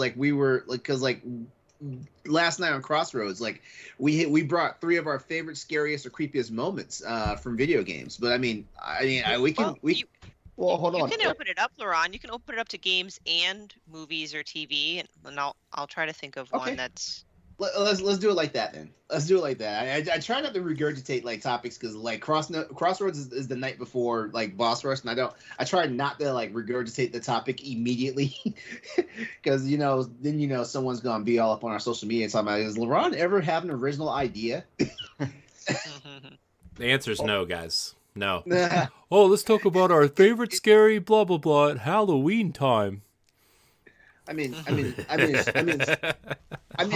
true. I mean, it's true though. Like, I basically copied every single template Corey has for like everything, and that's how Crossroads is. It's fair. It's almost like I made your assets too. I just wanted a cohesive experience, okay? Hey, and I wanted to follow a cohesive experience. That's why I didn't try to rock the boat.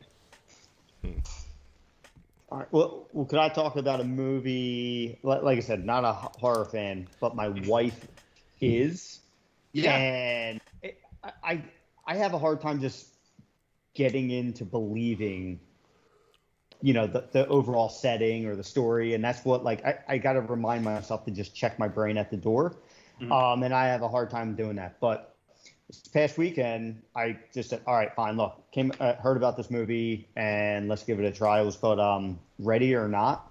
Came out 2 years ago. Horror movie, and it was a lot of fun. The premise is this woman marries into a very rich family, and they have a theme that they have to play a game. They draw a card, and that determines what game they play.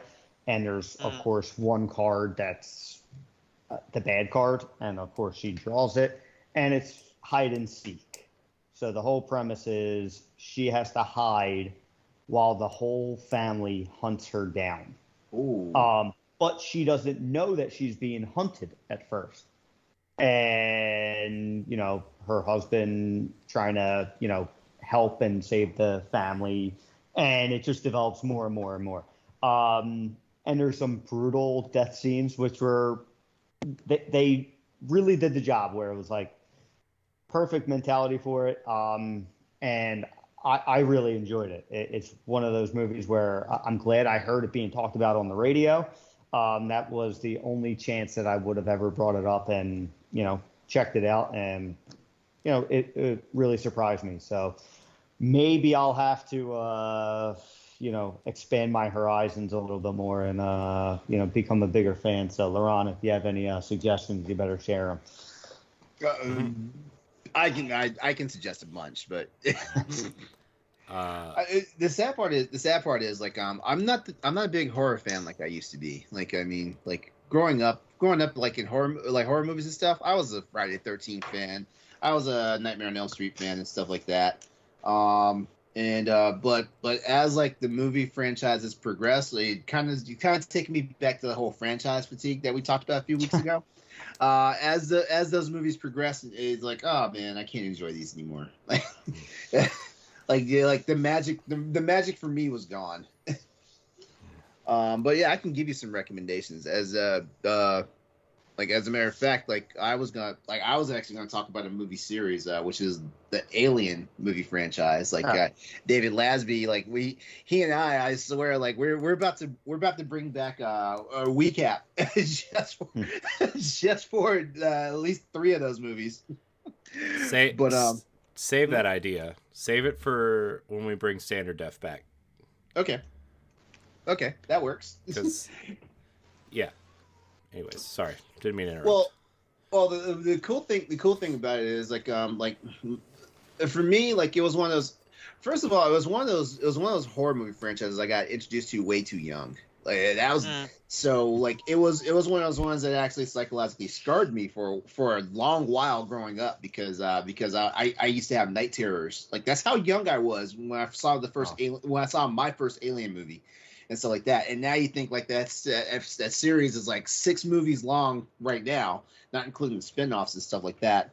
And just the creature design and stuff, and it's insane. Let's put it that way. And I even have an irrational fear, in a real life irrational fear because of that movie. And I don't know if I want to say it on the podcast because then everybody will be talking about it. And if we ever show up at conventions like PAX or something and they see me oh yeah, you're that guy. And I don't know if I want to say it on the podcast, but yeah, I think the cool thing about Alien is, and it kind of goes with the whole sci-fi horror thing, which is why I love games like Dead Space, for example, is that I feel like the unknown out in space is it brings a primal fear into people, not into everybody, at least somebody like me, because I love sci-fi and stuff like that. So fear of the unknown out in space, something will murder you and your entire race. I'm all over it. But yeah, I would say, well, if you're not a fan of body horror, you might want to stay away from this, because I am not a fan of gore, and this movie makes me cringe. Like, the movies make me cringe, and the sad part is, like I said, like, they basically scarred me for life when I was younger, and now I can marathon those movies. Still creeps me out when the body horror stuff happens, but I can marathon these movies and not flinch. I don't think I could do body horror type stuff. It's why I can't watch Saw. Like that was the last horror movie I think I saw, was the first Saw movie. The first Saw movie? Oh, you okay? Like Yeah. I actually got to Saw 3, and then I couldn't anymore. Like, Yeah. I'm not gonna. That's where I checked out. Yeah, it was the first kill in Saw 3 that I was like, I am done. Yeah, I was just like, The, oh, go ahead, Stephanie. the only reason I got through the entire Saw movie was because I was half in the bag. So I like half didn't know what's happening. You know, I was half asleep, just taking shots, maybe just dulling the heightened senses of fear to go away. So that was the only reason why I was able to watch it to the end. Honestly, I don't even understand how I made it to the first Saw movie, because I think the first scene. Okay, I have a thing. I have a thing, and it doesn't matter if it's a horror movie or whatnot. But I immediately get squeaked out if something happens to people's eyes, or or bones get broken. Yeah. And if I'm not mistaken, the very first scene in Saw, didn't a guy have to like dig into his eye socket to get a key out of his head to free himself? I don't remember, honestly. It was- I remember If it wasn't, There was a scene- actually, the first scene was like some chick had her head in that thing, that helmet Yep. that would peel her skull Yeah. back. Yeah, okay, but the second scene was with a dude that had to like dig into his eye socket to get. And I was like, I don't understand how I didn't check out that series after that scene. Yeah. Yeah. It was inter- Oh, go ahead, Jack.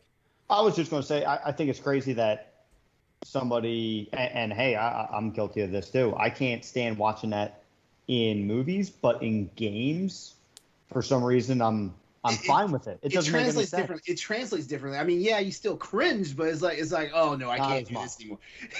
Even though Stephanie would tell you the other night. Wait, was it? No, it wasn't last night with Power Block. It was the other one where I was like, oh, I gotta get out of here. Like, my anxiety's too high. I was like, I'm stopping as soon as I get to a save point. My anxiety's too high. Yeah, like with Dead Space, I was seeing him like stomping the limbs off of these creatures, and legs and blood are flying everywhere. And sure, it's not pretty to look at, but I could not handle a Hostel, for example. Like, I just couldn't. Ooh, yeah, that movie, those movies messed with me too. No.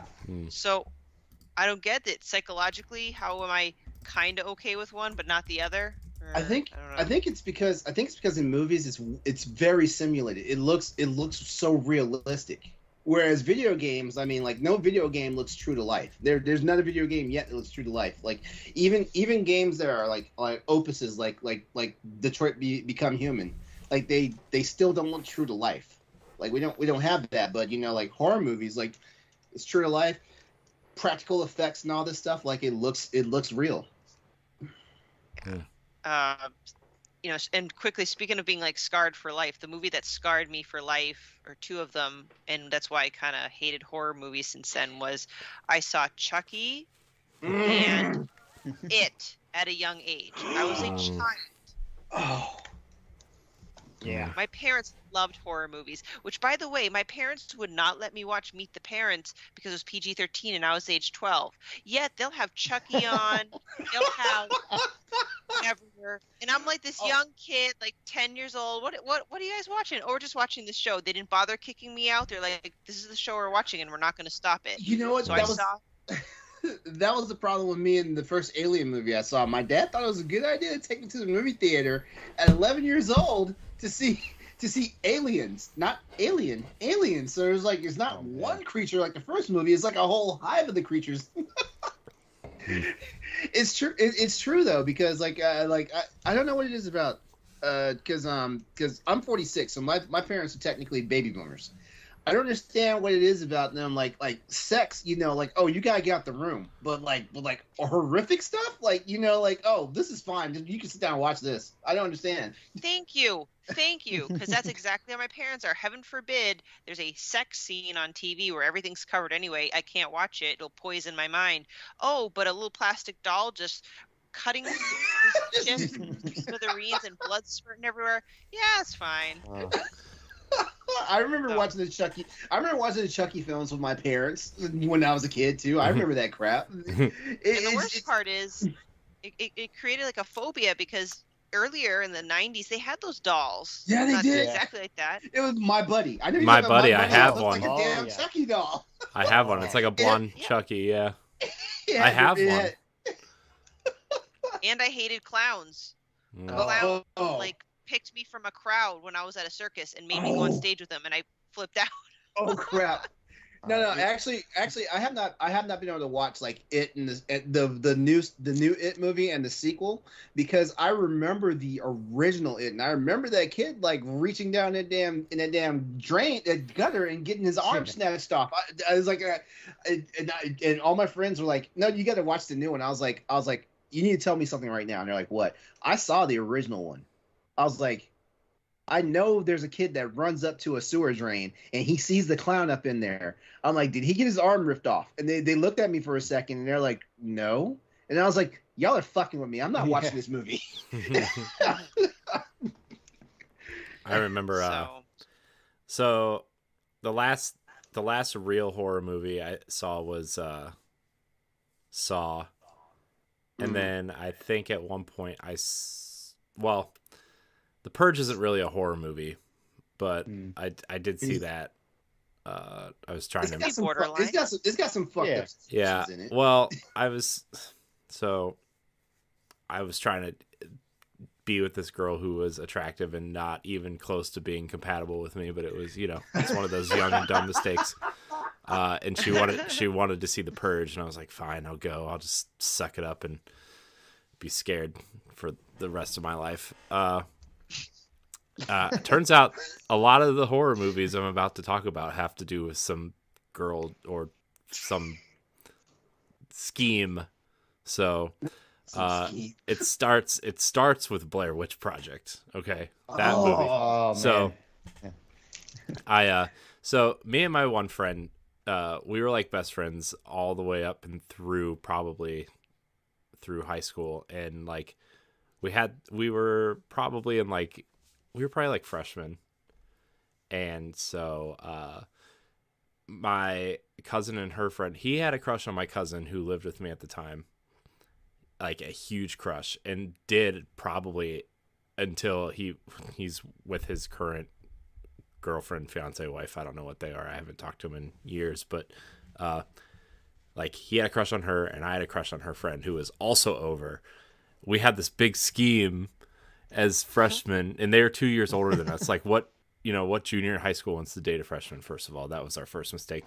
But we were all like, oh, let's get a movie and we could all watch it together and we could be with them or whatever. And it was like, I sucked it up through Blair Witch Project and nothing.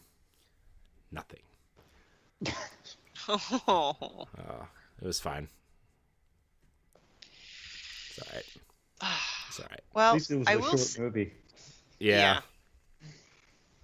Well, I will talk about the horror movies that I did suck it up, and I would say enjoy, and I put in quotation marks because whatever.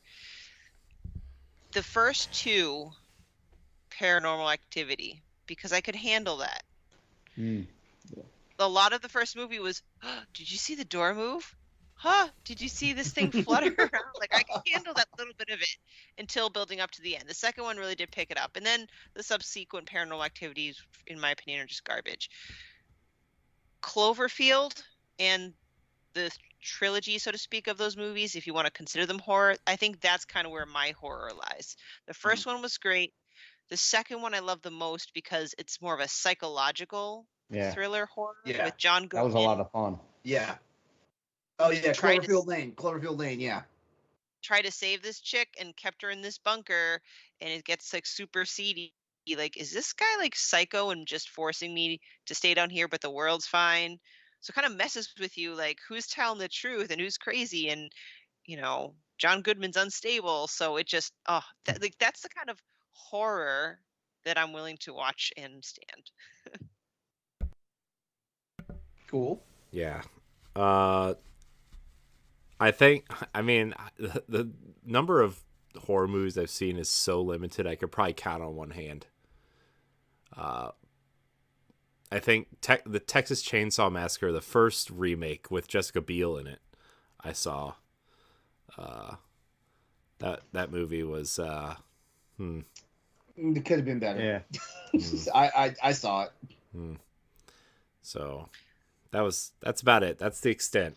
Oh, I know another. I know another movie that scared the hell out of me when I was a kid. It actually did its job. It scared the hell out of me when I was a kid. Poltergeist. Like there's something about seeing a little young kid get sucked into a television. And I was like, oh, and my whole thing was like, how your parents tell you don't sit too close to a television. That's what I thought. That's where I thought that came from. Nice. Wow. What's the movie? Make No Sound, or what? Quiet with Place? John A Krasinski? Quiet Place. A Quiet Place. Yeah, I totally got that Not wrong. a game now. Oh wait, Yeah, there's a movie. I think it was called Shh, just like that. But that was one of those ones where you don't make a sound because these dumbass kids they broke into this house. Oh And, yeah, the neighbor. They broke into this house and at first they didn't think anybody was there, but then they found out there was a blind guy there, and so they stayed in there and they started to fuck with him, and then come to find out the dude's a psychopath. Neat. Oh, wow. Yeah. No, I just meant the Quiet Place, the one that's getting a video game. Just Okay, trying to yeah. tie them together. Like, did you guys see the movie? Did you enjoy the movie? Do you Oh, think it'd be yeah. a good horror game?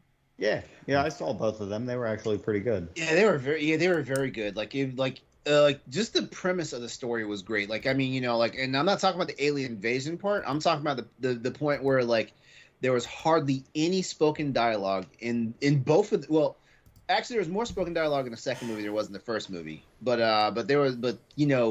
ultimately like the premise was like there's no spoken dialogue in the movies. Because like even the slightest sound will bring the aliens down on you.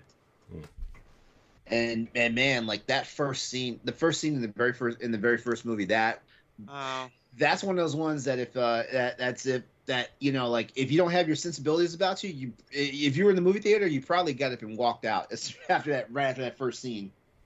Because I know certain people that they can't play games like The Last of Us and Heavy Rain because of the situations that happen honestly in the beginnings of those games.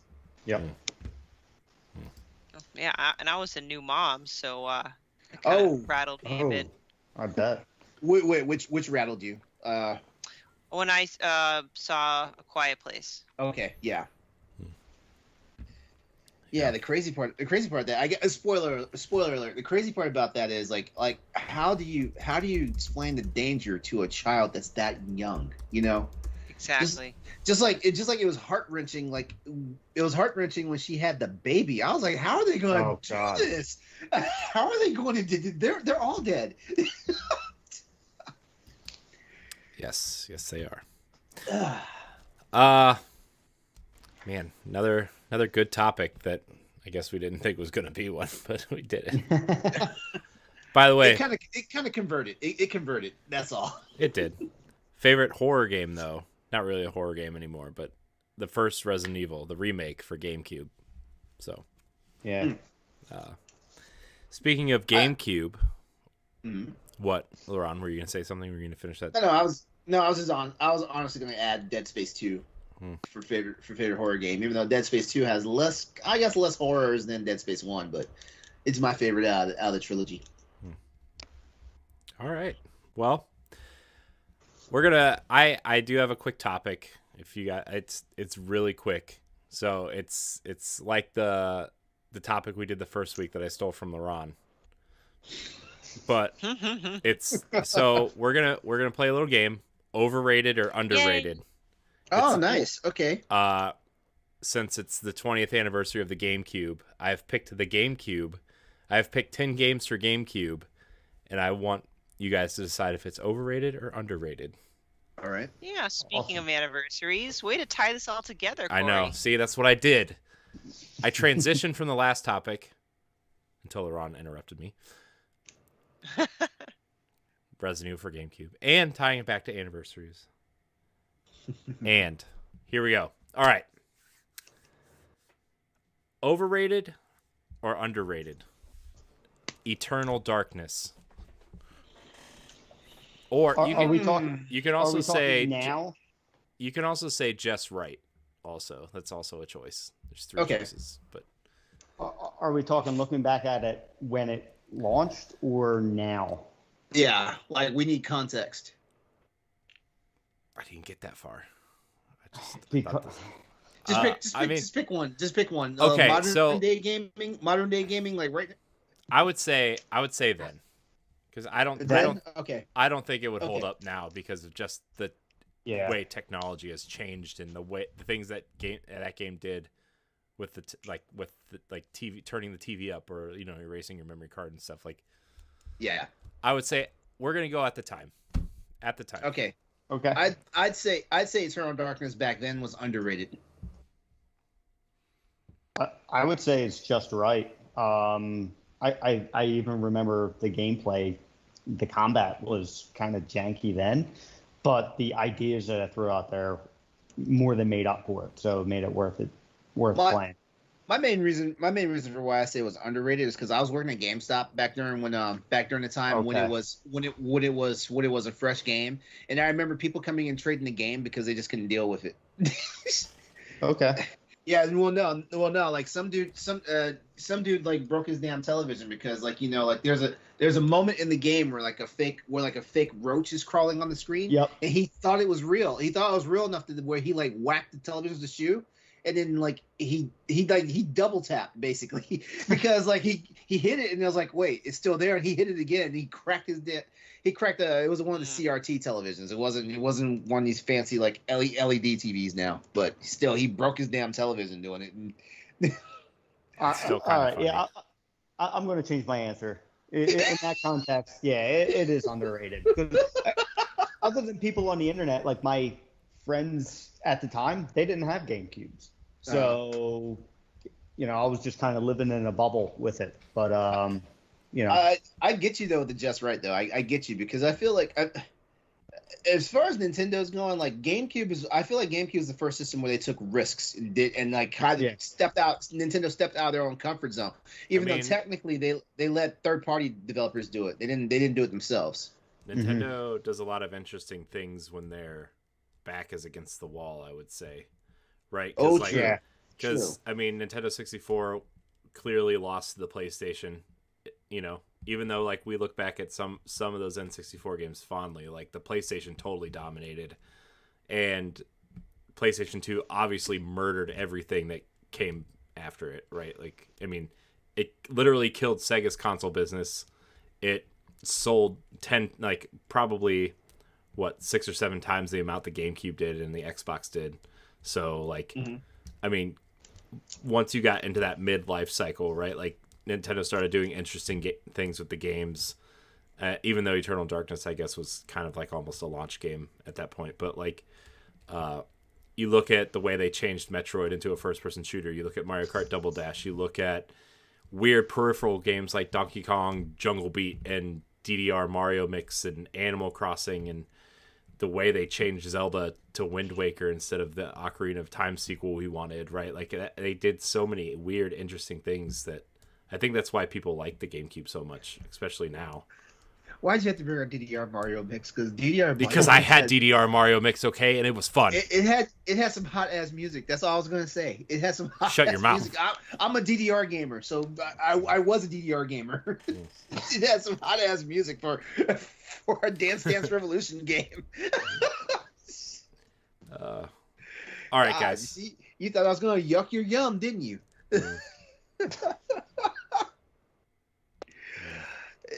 You picked this Nintendo topic on purpose. I did. Just for you, LeRon. Just like you picked the horror topic for all of us. Okay. Oh no! I had no idea that you guys were not not even fans. I'm not gonna say, but I had no idea that you guys were like squeamish about horror. So I did not know that. If I'd known that, I would have stayed away from it. I'm a big wimp, LeRon. Okay. So. That's why you're not watching my Dead Space stream. I understand that. Hey, I turned it on to support you. Okay. You lurked. That's all you did. You opened the tab and you walked away. Actually, just opened a different tab and started looking up other things. Stephanie, did you have a say on Eternal Darkness? I was kind of in between just right or underrated, but listening to you two kind of talk about it a bit more, I think I'm a bit more swayed to say it was pretty underrated. All right, but I was on the fence. Corey, what's your thoughts on it? Or do you not have a thought because you're asking all the questions? I wasn't planning on having a thought to these, but Eternal Darkness I think was really cool. I liked I really liked that game. It was weird because like that kind of horror game like that or like Resident Evil also like just didn't bother me. I don't know if it's because it wasn't like straight up horror. It was more of like a puzzle game that like incorporated weird horror elements. But I think at the time definitely underrated, and it grew into this cult classic and did all these weird things that people just remember now, or are like legends of gaming at this point, I guess, because it's 20 years old. But I think it was definitely at the time it was underrated because, like Jack said too, probably because nobody bought GameCubes and it was such a niche title for a console that didn't sell any units. So, all right, the next game I have is Metroid Prime. As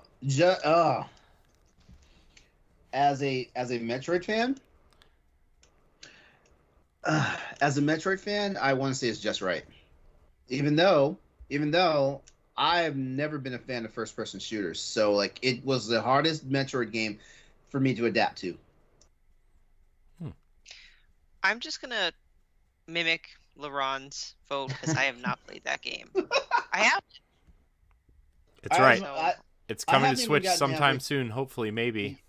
All three of them. I don't think I ever got halfway through Metroid Prime on the GameCube. And here's the crazy part, right? I bought Prime, I bought Prime 2, and I bought the Prime trilogy. Never played them all the way through. Because it's something about playing Metroid in first person, it just never translated with me. It just never did. Like you saw, like I ate up every ounce of freaking Dread. Mm-hmm. I love the 2D formula. And you know what? I think I said this last week or the week before. It's something about like when the classic franchises transition to the 3D world that I had the hardest disconnect.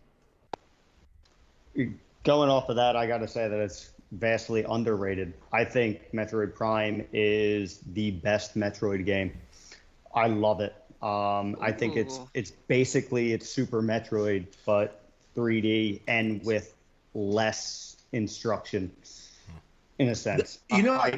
That's one thing I will say. Like compared to the other Metroid games, like I did not get lost even half as much in Metroid Prime as I do in these 2D Metroid games.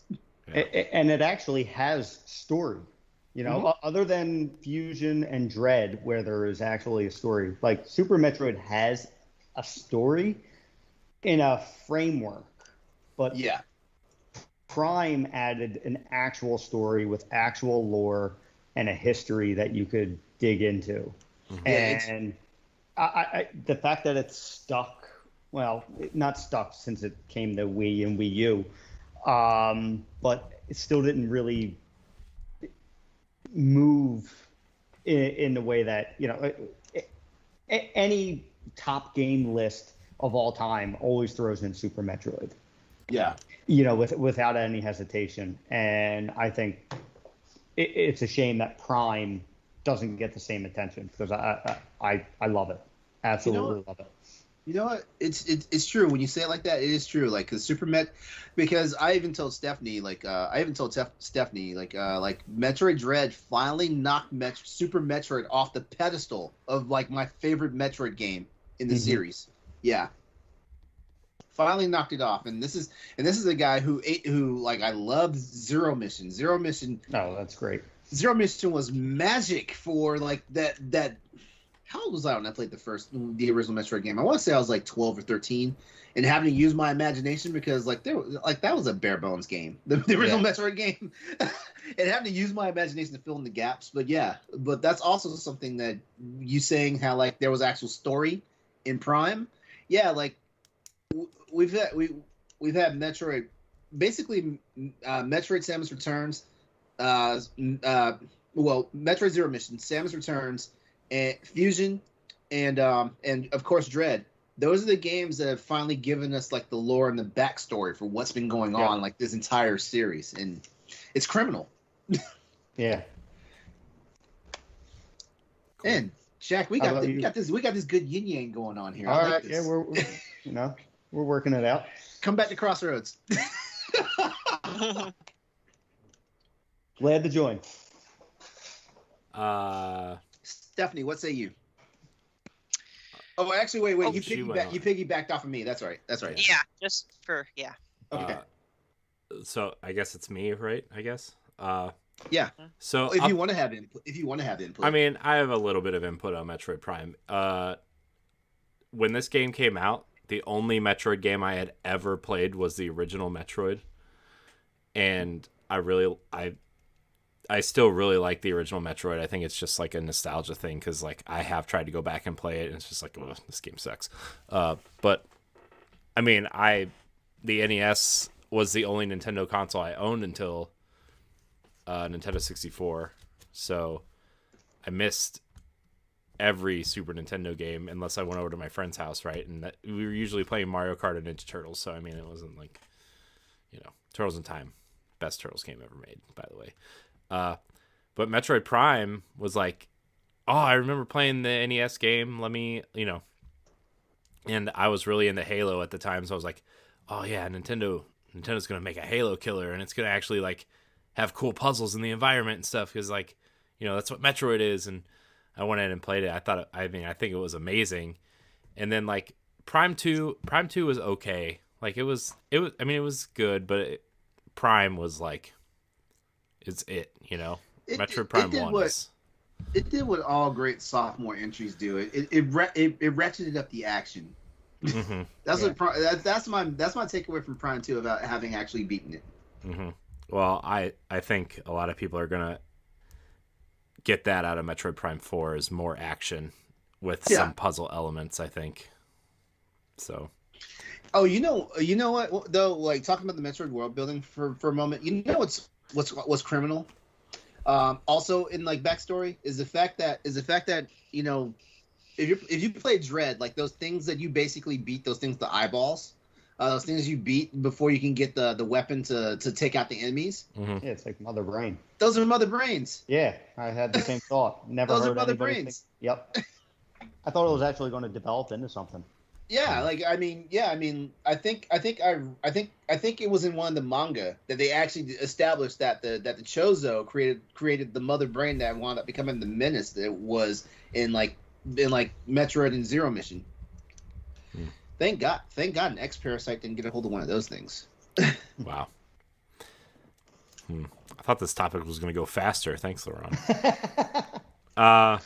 Animal Crossing, the original Animal Crossing. Overrated. I think just right. Yeah. It included Nintendo games. It was the start of the virtual console. That's true. And it of course did what Nintendo does with making a simple feature like going to somebody else's town as complex as it was back then with swapping memory cards and taking the train and all that. I thought it was just right. I think it was Nintendo's cheeky way of making The Sims. That's what I really think. Yeah. Yeah. I think Animal Crossing is extremely overrated as a series. Personal preference of games, I hate Animal Crossing. I hate Animal Crossing so much. I tried. Look, I had tried on the GameCube. I skipped all the other versions. With the Switch, Ed and Celeste convinced me that Animal Crossing was good, and I believed them. I tried for 2 whole weeks. I picked weeds, and I picked up bugs, and I cracked eggs, and I chased a bunny around the island. I tried to find these fossils for some stupid owl in a tent. I tried, okay? Really hard. All right, Corey. You know what's crazy about this? Like, if you played the very first Monster Hunter game, that it probably would have tainted your experience with the series by this point. because Monster Hunter was damn near like a life simulator game when it first came out. All right. Next game, Mario Kart Double Dash. Can I recuse myself? We know how you feel about Mario Kart, LeRon. That being said, though, Double Dash. I know someone's taking notes somewhere. That one was just right. Notes, LeRon. Notes. Not you. Oh. You don't count. No, nobody rung your buzzer. I'm teetering between just right or even underrated because I actually thought that was a very good iteration. I think most people like Double Dash. I think a lot of people do like Double Dash. Yeah. Okay. Other than 8, I think it's the best Mario Kart. Okay, 8's overrated, but 8's not on the 8 list. 8 is the best Mario Kart. You shut your mouth. Yeah. Shut your No, mouth. Double Dash just added so much that never came back, unfortunately. So if I feel like a lot of people feel that way as well, then I'll say it's just right. So I really like Double Dash. I think it does a lot of unique things. I think the item, like, you have to be like really on point to get your characters to get the right items, right? I think that's a cool twist, having 2 characters on your cart and trying to, like, it affects your drifting. It affects, a lot of the physics of the cart depending on what characters you have. It depends on what carts you're allowed to have too, which is cool. I kind of think Double Dash is a little overrated. I mean, it's fun. It's like, it was a cool iteration of Mario Kart. At the time, it was clearly the best Mario Kart available. I hated the Super Nintendo version. I hate Super Mario Kart. Yeah. I think Mario Kart 64 is extremely overrated. Yeah. But at the time, like, it was Double Dash and whatever the Game Boy Advance one was. I think it was Super Circuit. Super Circuit, yeah. And I really liked Super Circuit. But I don't think Mario Kart really got great until Mario Kart DS, actually. So I think Mario Kart Double Dash is overrated. That's just me, though. Pikmin. I actually like Pikmin. I love Pikmin. Pikmin is I my... love Pikmin. I actually liked Pikmin. Pikmin was a fun game. Like, I loved the strategy behind it and everything. Mm-hmm. Exactly. So I think it delivers. So yeah, so I'd say just right. just right. Just right. Yeah, that works. I remember when I bought Pikmin, I bought the game and I bought the strategy guide, and that weekend I played the whole game and I beat it in like 2 sittings, and I was really disappointed that I beat it in 2 sittings because I loved that game. And then I sat down and replayed it because it was really good. Because, like, you could get different endings depending on if you finished the game early. Yeah. So, and finding all the spaceship parts too was cool. So, Paper Mario and the Thousand-Year Door. It's on a lot of people's best lists of the GameCube. Personally, I'm gonna say overrated because the only Paper Mario game I've been able to still stand to this day is the original one, the one on 64. Yes, I did play a 64 game. All the way through? On your Vita? All the way through. No, actually on the 64. Like, I didn't tell you. I never told you the story. Like, like back when Oh, boy. back when the 64 was a thing, right? Like I didn't really have a drive to buy a 64 because I had a PlayStation, I had a PS1, and a buddy of mine that was on the that was at the duty station I was in because it was during the Navy. He had a 64. So whenever a game came out on PlayStation that he wanted to play, we would just swap systems. So like I played Mario 64. I played I attempted Ocarina of Time. I played Turok. I think Turok and Turok 2 were both on GameCube. I mean 64. And 64, yeah. Yeah. Killer Instinct Gold and Paper Yep. Mario. Paper Mario was great because Paper Mario was like, oh man, like I loved Super Mario RPG. So I was like, man, I hope this is something like it. And it wasn't really like it, but it was just as enjoyable. Mm-hmm. So yeah, and I've tried other Paper Mario games since then, and none of them had that same magic for me, like the first Mario, Paper Mario. It's because the RPG. What do you think about the? Hmm? Sorry. What do you think about the Origami King? I haven't played it yet because I haven't played it yet, and every time Ed opens his mouth about it, it makes me not want to play it even more. But I think I'm going. I think I'm eventually going to play it. Even, like Austin has even offered to like mail me his copy so I can try it.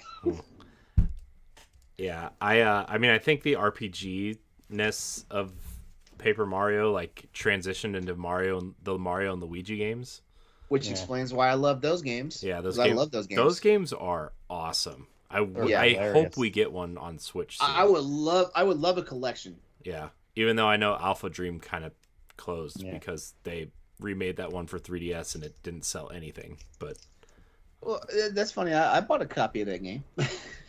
You're one of like 20,000 people or something like that. Yeah. That low. Yeah.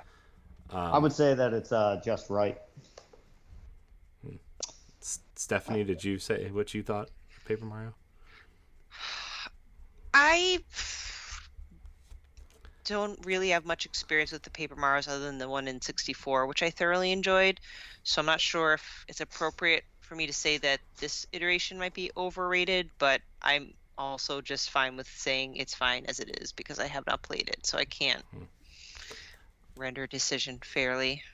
Was the Thousand Year Door the first sequel? Yeah. Yes. Because it was the first sequel, then maybe my judgment on it is too harsh then.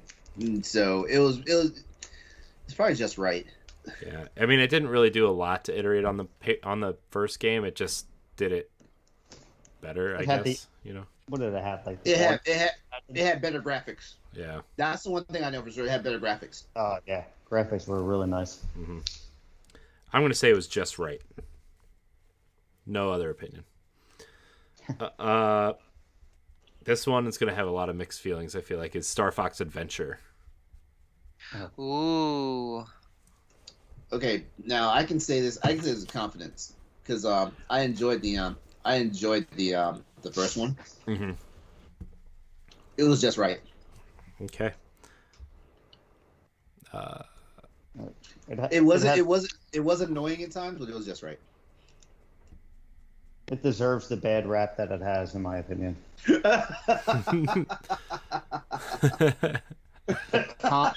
Like you don't even have to pay attention to combat. You just smash A. You don't even have to. Yeah. It sounds great. You find the enemies like line up and they're just fine with taking turns. I do remember. You're really that. selling this game for me, Jack. I love games like that. I think it's. Yeah, I'm looking back at my GameCube collection, and I actually sold it. And I don't typically sell games, but that was one of those games where I was just pissed off at it afterwards. I was like, I can't believe I wasted my time. I mean, I would say it's just right, but like keeping in mind that it definitely has plenty of faults, but I don't think there was really high expectations on it either, so I kind of balanced that out. Yeah. I mean, knowing what game it was supposed to be and then knowing the story of Miyamoto kind of forcing them to turn it into a Star Fox game, I kind of just am like, it's just right because that original game, the Dinosaur Planet game that was supposed to come to Nintendo 64 sounded really cool. And my Nintendo 64 box still has screenshots of Dinosaur Planet on it. And it just... It was fun. I liked it. It was fun. It wasn't a Star Fox game, but it was fun. It was like a really bad Zelda game. So, Mario Sunshine. We only have 3 more guys, and then Stephanie, you can go to bed because you look like you're about ready to like just put your head down and never. You look like you're just gonna put your head down and never lift it back up. Oh, no. Mario Sunshine is one of the first games not one of the first games, but it was one of the games I remember buying day one on the GameCube. Mm-hmm. Because I had such a magical experience with Super Mario 64 that I just knew that the next iteration in that franchise was going to be good. So I will say for the most part, it's just right. But I also feel like during that time also was overhyped because just of the simple fact that like people latched on to that water mechanic so quickly that they thought that was like the best thing ever. Mm-hmm. And now we know every single Mario game that's come out after that always has a gimmick, because I'm like, what the hell, why do we need a cat suit? Hey, Super Mario 3D World is the best Mario game. Okay, you shut your mouth. Corey, I've almost bought it quite a few times because you always talk such good things about it. Speaking of cat. Meow. I think Mario Sunshine is incredibly overrated. I hate that game. Like, I wanted a sequel to Mario 64 and we didn't get one, so yeah, that's what a lot of people say, but you know what? I say it's just right though, because like that's the game that introduced my favorite character from the Super Mario universe, Bowser Jr. I'm sorry. Like, if he wasn't in that game, if he had never showed up in that game, I probably would not like the game as much as I did now. But Bowser Jr. is my favorite Super Mario character ever. Yeah, for me, I would say it's hanging around just right. I know there was some hype on it, but they did try, several different mechanics. It wasn't my favorite Mario game, but I still feel it sits just right for me. I have a lot of nostalgia for the game. I remember exactly what happened that day. It was downpouring that day, ironically, at least where I live. And would you say it was flooding outside? Love it. That being said, I think that it's overrated. I see its flaws, but I'm looking at it through rose-tinted glasses. Nice. All right, the next one's weird, and I don't know if any of you have even played it, but it's weird. Donkey Kong's Jungle Beat. Oh, I played it. I have not. I had absolute fun with it. It was one of the 3 Donkey Kong games that you had to play with the bongo drums. Real weird. I think it's underrated. Yeah. I think I didn't have it, but I played it, and I wish it was one of the things that I invested the money that I didn't have back then on. You mean you don't have 3 sets of bongo drums sitting in your basement right now? No, I probably have Rock Band equipment somewhere in my basement, though. Yeah, I say it's also underrated because Donkey Kong's Jungle Beat came out at a time when like the music game franchise was kind of like, I want to say like stuck, because like we definitely had a boom as soon as like Guitar Hero, Rock Band, and all that stuff, and then it just went into overdrive, and basically now the music genre is like basically dead again. Yeah. Mm-hmm. So I think the major thing about it is like it's underrated because like it just came out at a weird time in like music games popularity. Mm-hmm. Yeah, it was weird because they made 3 of these games. They had Donkey Konga and Donkey Konga 2, which were like rhythm games. But then this one's like a rhythm game, but it was also a platformer. So like, it was weird. It was a cool experiment.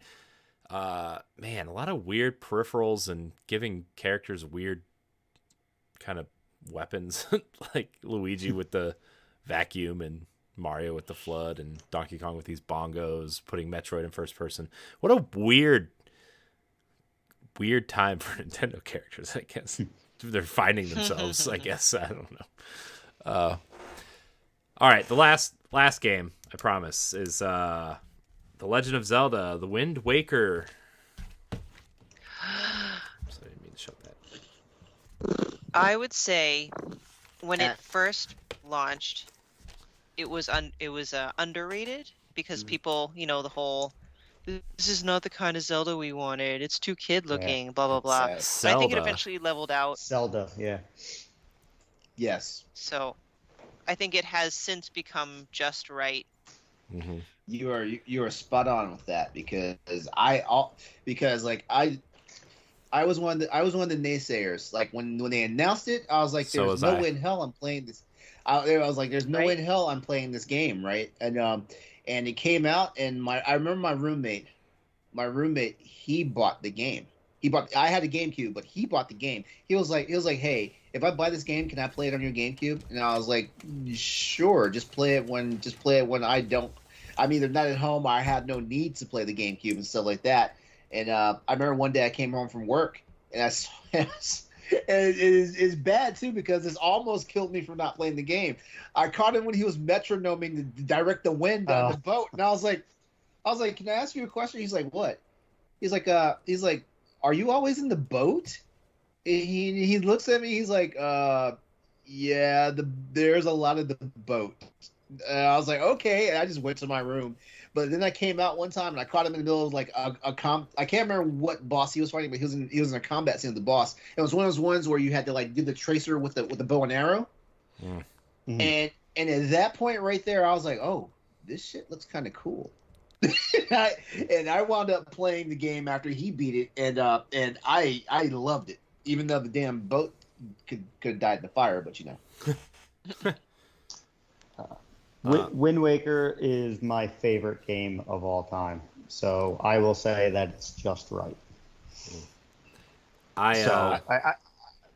Oh, go ahead, Jack. Sorry. No, I was just, there's really nothing else to say other than that. It's somebody's favorite game. You can't talk them off that ledge. So what you're saying is when we do timeline, when Galachad and I do Wind Waker for Zelda, you want to be on that.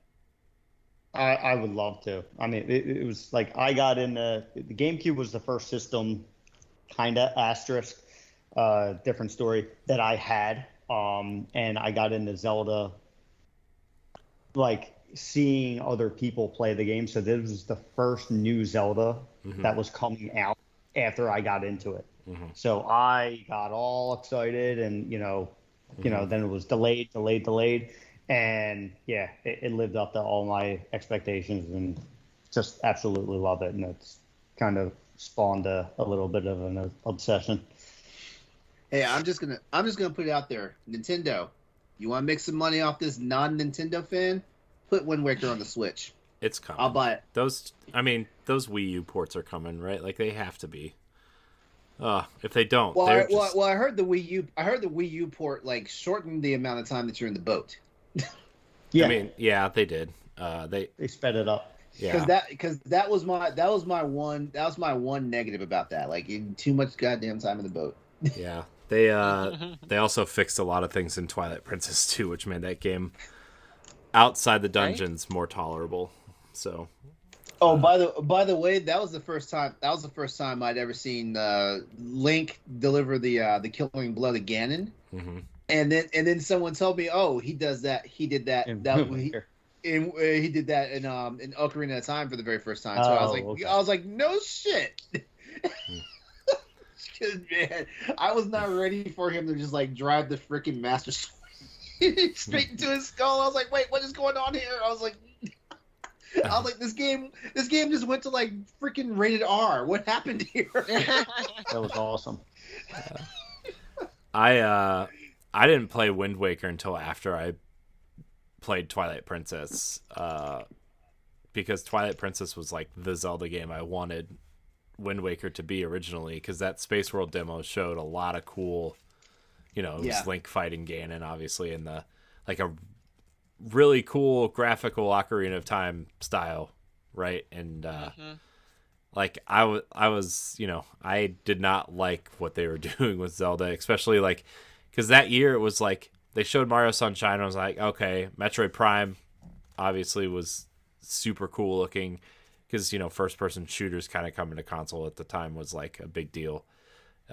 With after Halo and what else came out after that, I don't remember, but I ended up getting it, and I played it a little bit, and I was like, I like it. I'm kind of not feeling it right now. Plus, like, a lot of other things were going on at the time. So, like, I played Twilight Princess. I loved Twilight Princess. And then I went back. I was like, you know what? I'm in a Zelda mood. I'm going to play Wind Waker. And I really like Wind Waker. It's not my favorite Zelda game, but I love it. I really do love it. And like the Wii U version is just the optimal way to play that game. I feel like it's like just that game graphically holds up so well. Just the little things that it does. I think the way the grass kind of sways and the way the water looks, and you know the when you're riding in the boat, the water when it splashes, leaves the trail behind the boat and stuff. It's just a wonderful game. I like the enemy designs. I like the character designs too. Like it's just a wonderful game. So I really do hope it comes to Switch, because that game has been stranded on 2 Nintendo consoles that did not sell anything. And that is a game that deserves to be played. So, and I feel like they'll sell like hotcakes if they make it to the Switch in one way, shape, or form. Oh yeah, Agreed. I mean, if Skyward Sword can sell as well as it did, Wind Waker and Twilight Princess both should sell just fine. I'm telling you, I will buy both of those games. I will get both of those games on the Switch. Now, whether or not I play them is another question. But I will buy those games. I bet you would play Wind Waker, and then you would try Twilight Princess, and be one of those people that thinks the first 3 hours sucks, and then you won't play it after the first hour. Oh, don't tell me that. It's just the training, quote unquote, intro level. And to be fair, it doesn't. It's I don't think it's that long though. That's the problem. I think it's like 45 minutes of your time to wrestle a goat and get the horse and stuff. It's like, I don't want to wrestle so many goats. Yeah. You have to do it twice. Like, yes. It was bad enough to do it one time. Yeah, add one more and it would just be like the imprisoned. I don't need to do things multiple times. Spoilers. I thought that they would have learned their lesson. Wrestling the goat teaches you how to fight one of the final bosses. So that's a spoiler. I mean, in case LeRon got that far, I want to. But it's introduced one thing that you'll use 2 other times, and then forget all about it 40 hours after your playthrough. Yeah, pretty much. Well, that was good. I think that's all the time we have, kids. I want to thank everybody before we part. Oh my goodness! Here we go. Another story. It's not. It's not even the story. I think I'm about to do a public service for a bunch of people actually, because while we were going through that, I started looking through some stuff for some of these games that we were mentioning and stuff to make sure like I wasn't just being like rude and saying they're underhyped or overhyped and stuff like that. And I got a notification that that my next batch of humble bundle games are out. And I've been going through looking at all these games I did not redeem, and I think I'm going to start giving some of these away, like for people who actually have like PCs that can run them. Like for example, like I have a copy of Control here that I'm not going to play because I have the Control Ultimate Edition. By the way, So, if The regular if anybody didn't get them, Control. if anybody didn't get the Metroid Amiibo, they're available on Best Buy right now. Oh crap! So well, LeRon doesn't have to worry about that. I know. Yeah, I don't. I love you, Stephanie. I was thinking about buying them, but I got other things to save for. So yeah, so like I got Control sitting here. I have Okay. We don't need your Ed size list of humble bundle games. Oh no, I'm not gonna announce everything here, but I mean I know someone will snap up Hellblade Senua's Sacrifice. We're gonna sacrifice this show. I want to thank everybody for watching and or listening to this episode of the Boss Rush Podcast. You can find it every Wednesday night on twitch.tv/Boss Rush Network and on YouTube and podcast services every Monday. please join us live. We really want you to be here, be part of the conversation. Or email us questions at bossrushnetwork@gmail.com or tweet at bossrushnetwork. Jack, thank you for joining us tonight. We really appreciate your time and hanging out with us. You're welcome back anytime, obviously. I'd love to come back. I had a great time. Appreciate you guys asking me to join. Where can we find you? I am a contributing author at bossrush.net, but basically anywhere. I'm really just on Twitter at GeekBro27. Cool. Stephanie? I also write for bossrush.net, and you can find me on Twitter at Klimov, KLIMOV_author. Cool. LeRon? I almost feel like, given that we no longer see our buddy, that I should check the show notes, but I just looked at the grid and there are no show notes. So so you can catch me on social media and everywhere else at Exodus803, EXODUS803. Don't forget Tuesday nights, 8 p.m. Eastern Standard Time, Crossroads PlayStation Podcast. Next week is an off week for us. We will be back in 2 weeks for that. And that's also my gamer tag, so just remember that. Yep. Keep an eye out for his Dead Space streams on Twitch. I will be back on tomorrow evening. You should give away some of those Humble Bundle games. Mm-hmm. You'll get some people checking out your stream for free stuff. Yep. So you can find me at I am Corey HD on Twitter and Instagram. You can find me hosting the Xbox podcast Arsenal X. You can find me popping in on Nintendo Power Block when I can. I didn't hit this week's episode because of a new job. So Ed's holding down the fort over there. So appreciate that. Stephanie, I think you were on with Grayson this week. Am I correct? Grayson Morales from Games Rant. So check that episode out. Check out our fun discussion. Yeah. It's on my queue to listen to tomorrow. I don't get to listen to as many podcasts as I would like to anymore. It's all right. You can find all of our content at bossrush.net, our family of shows, our network of friends, our reviews, banter pieces, and more. Thank everybody for watching and or listening. And until next week, we love you. Goodbye. Bye. See ya.